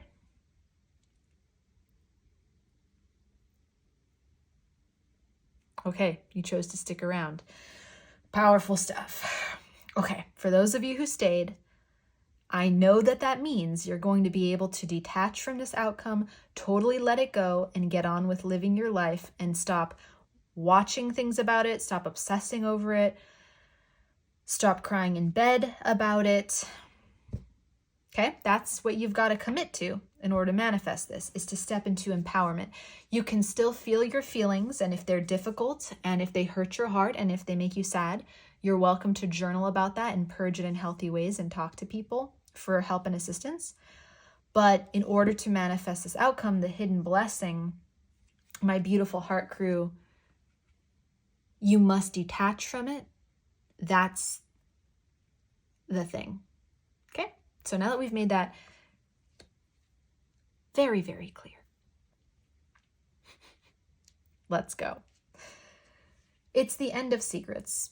The thing that the universe has been hiding from you is that your perfect manifestation of a fulfilling relationship that is not just love, but is also a deep friendship with a traditional sort of commitment is what's waiting for you on the other side. It may be this particular individual that you've yearned for. There's a high probability that it is. You probably know exactly who I'm talking about right now. I'm kind of pulling down all the union cards here that are screaming out. We see the yin and the yang united here. We see the lovers here. We see the lovers here. The love relationship, if that's the thing you've been wanting and yearning for, is the blessing. And your visions and sights about it have been accurate. We know why it took time to get here. When it comes, it is going to be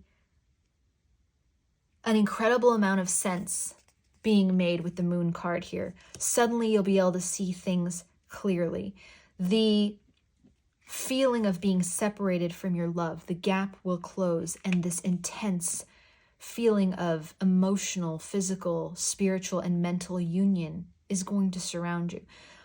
It's not just going to be that love, though. It's going to be this powerful friendship, this collaboration. This person's also going to fit into a community that you have built in this time that you two have been apart, a community that you may introduce them to that may be different to them. It's going to be you as the leader and the healer in this dynamic, which is precisely why this time apart has been so important. And it's going to culminate potentially in some very long-term form of union. This, my beautiful heart crew, is the union that you've been dreaming of. It happens as you unite parts within yourself that have been separated from one another. So that is why it is so important that you employ creativity. And I don't use that word by accident. It may be meant for you to begin to earn money through your creative gifts. You employ your creativity and you employ your spirituality and your other sensitive attributes during this time. It's important that you combine your soft side with your structured, disciplined side. And it's important that you combine your wishes and your dreams and the visions you see in the night with your success and your pride and your exuberance that you show during the day in the sun. The faster and more efficiently and lovingly you unite opposites within yourself, the faster this comes together, my beautiful heart crew. The freedom that you're going to experience as a result of this is freedom from, first of all, we see this disco ball, but I see the moon. This looks like the same night. But here we have an owl solo, and here we have a woman dancing with a marijuana leaf, go figure, in front of a disco ball. You've built a community here, not just of incarnated beings, but of spiritual beings on the other side. You are a ruler. You're a star. We see the star here. This also gives temperance vibes, and it also gives me soulmate vibes with 2 cups running over with emotions. Anyway, let's not get ahead of ourselves. The freedom that you feel as a result of this union is not because of the union. It's because of the union that came before the union, my beautiful heart crew. It's because of the union that you've created within yourself and within your heart. This glamour energy is all about getting dressed up, getting sexy, feeling yourself. You with a glass of wine. Doesn't matter how you identify. This figure is feeling themselves to the max. Again, with the moon right outside the window. There are going to be many nights of passion, many nights of pleasure, and there may be some wine involved. Enjoy, drink responsibly, and, appropriately aged and legally. The Star card, again, the blessing that comes here isn't all just about you getting your union. It's about you getting your union internally. And by internally becoming that person, I want to say that beach, but not beach, but a word that's kind of like beach. By internally becoming that beach and standing in your power, that's A, how this manifests, but B, it's what you take with you. Yeah, the union is great and lots of sexy nights and you're feeling yourself and it's emotional satisfaction and spiritual satisfaction and physical satisfaction and everything you ever wanted. That's great. But even without that union, if that union were to vanish into the vapors of the air and you had no memory that it ever existed, you would still feel whole and complete as this star within yourself because of the work you've done here to unite the parts of yourself and let your inner child play. Let it play, let it come out. Because what you see in this person or this thing that you desire so much, you see your inner child in them. Oh my gosh. You see your inner child in this person and you're addicted to trying to get it externally through them.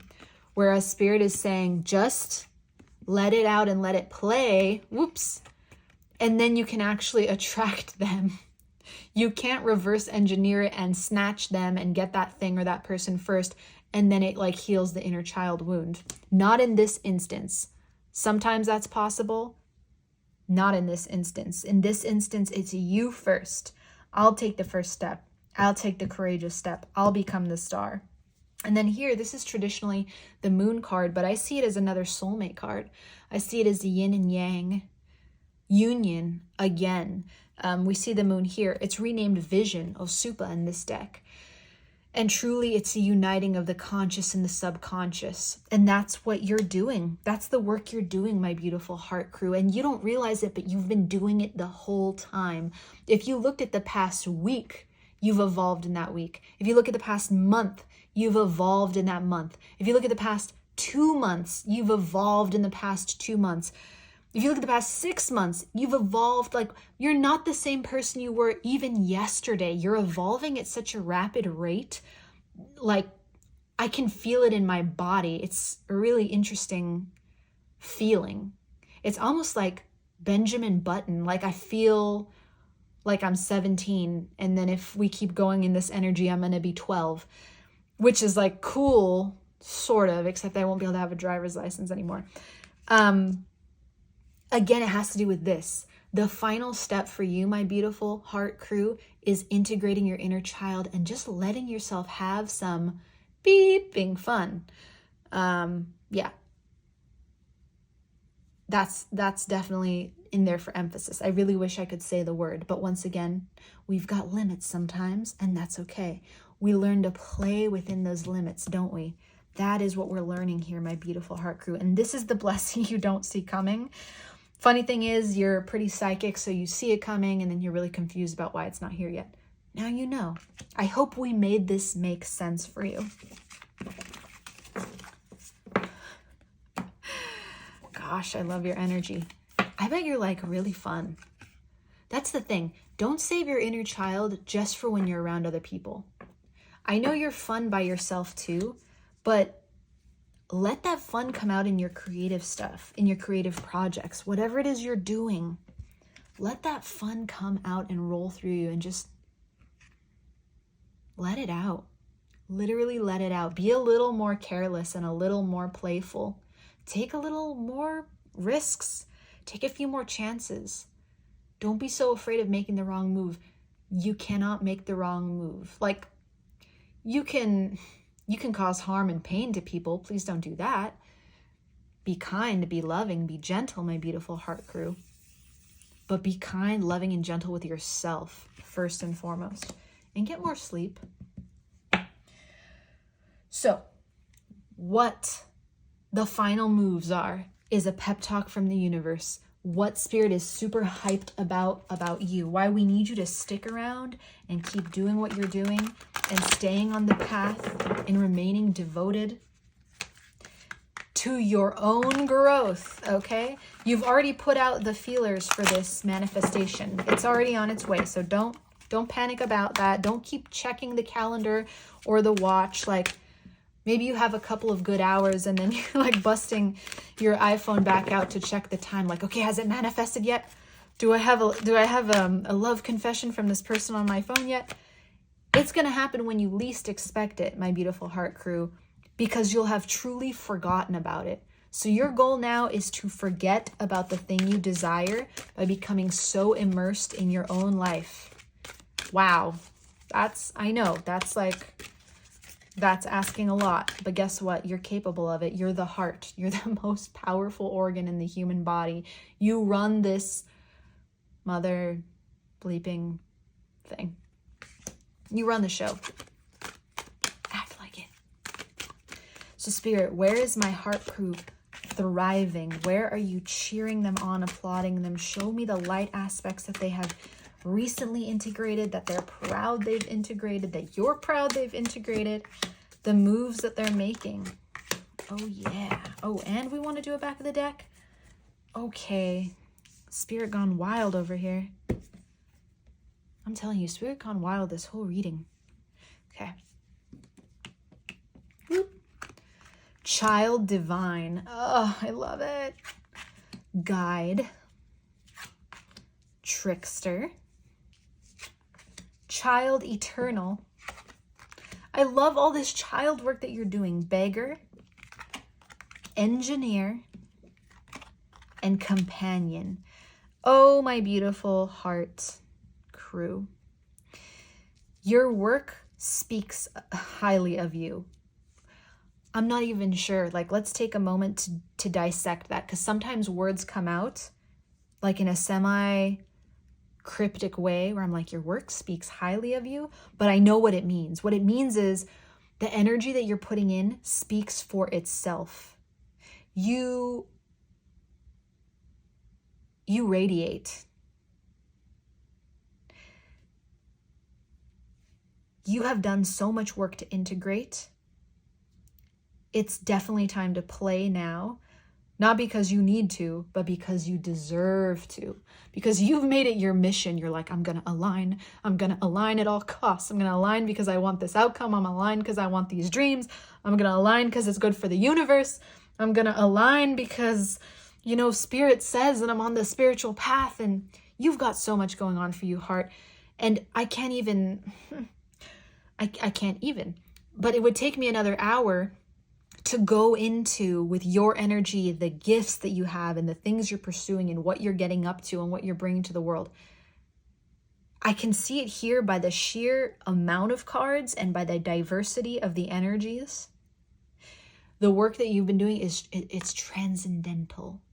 It is literally pushing us up to the next dimension. So you, my heart crew, just thank you from the bottom of my heart to your heart. Like, may our hearts just like touch right now, because you're so essential and I'm so grateful, and so is Spirit. I asked for the light attributes of the things, and Spirit's like, you don't even have room for the light attributes of the things that my heart crew has been working on, which is probably why you're aligned with such a positive. I mean, everyone in this reading is aligned with a positive outcome, a blessing. But I feel that your heart has yearned for yours the most.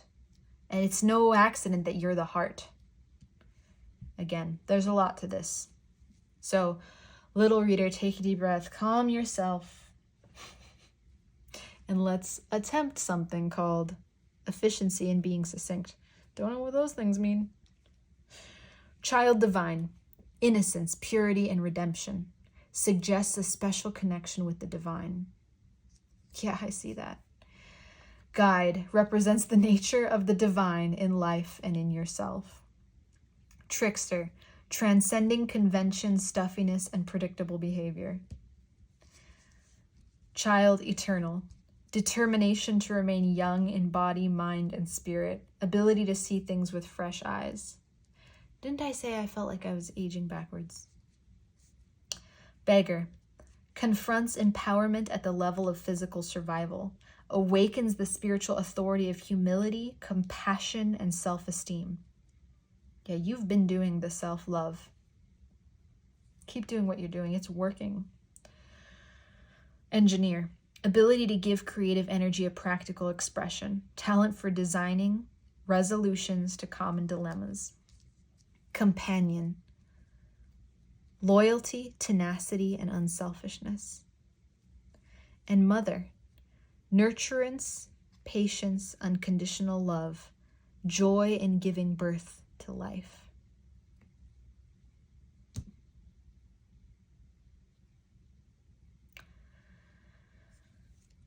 I see a well-rounded powerhouse of a spirit. And I can see why you've been tempted to engineer your manifestations and engineer your growth. But I can also see that you're learning to accept and let go and detach. There are so many more attributes here that speak to you. Yeah, child, magical, seeing potential for sacred beauty in all things, the belief that everything is possible. Midas, entrepreneurial or creative ability to turn anything into gold, delight in sharing life's riches. Mediator, like it goes on. We can go on, and I must stop myself because Spirit has such an inclination to give to you right now. If you, my beautiful heart crew, will receive. So just say it. I choose to receive all of the gifts that Spirit is bringing me. I choose to receive them with open arms, open hands, and open heart. And just like hold on tight, baby. Come back and report if you even remember that YouTube exists. You might be too busy dominating the world. That's okay. We'll always be here for you. Wow. Finally. Advice. We're wrapping it up. I swear. Thank you for hanging in so long with me, my beautiful heart crew. It's been such a pleasure. Spirit, what advice do you have for my beautiful heart crew?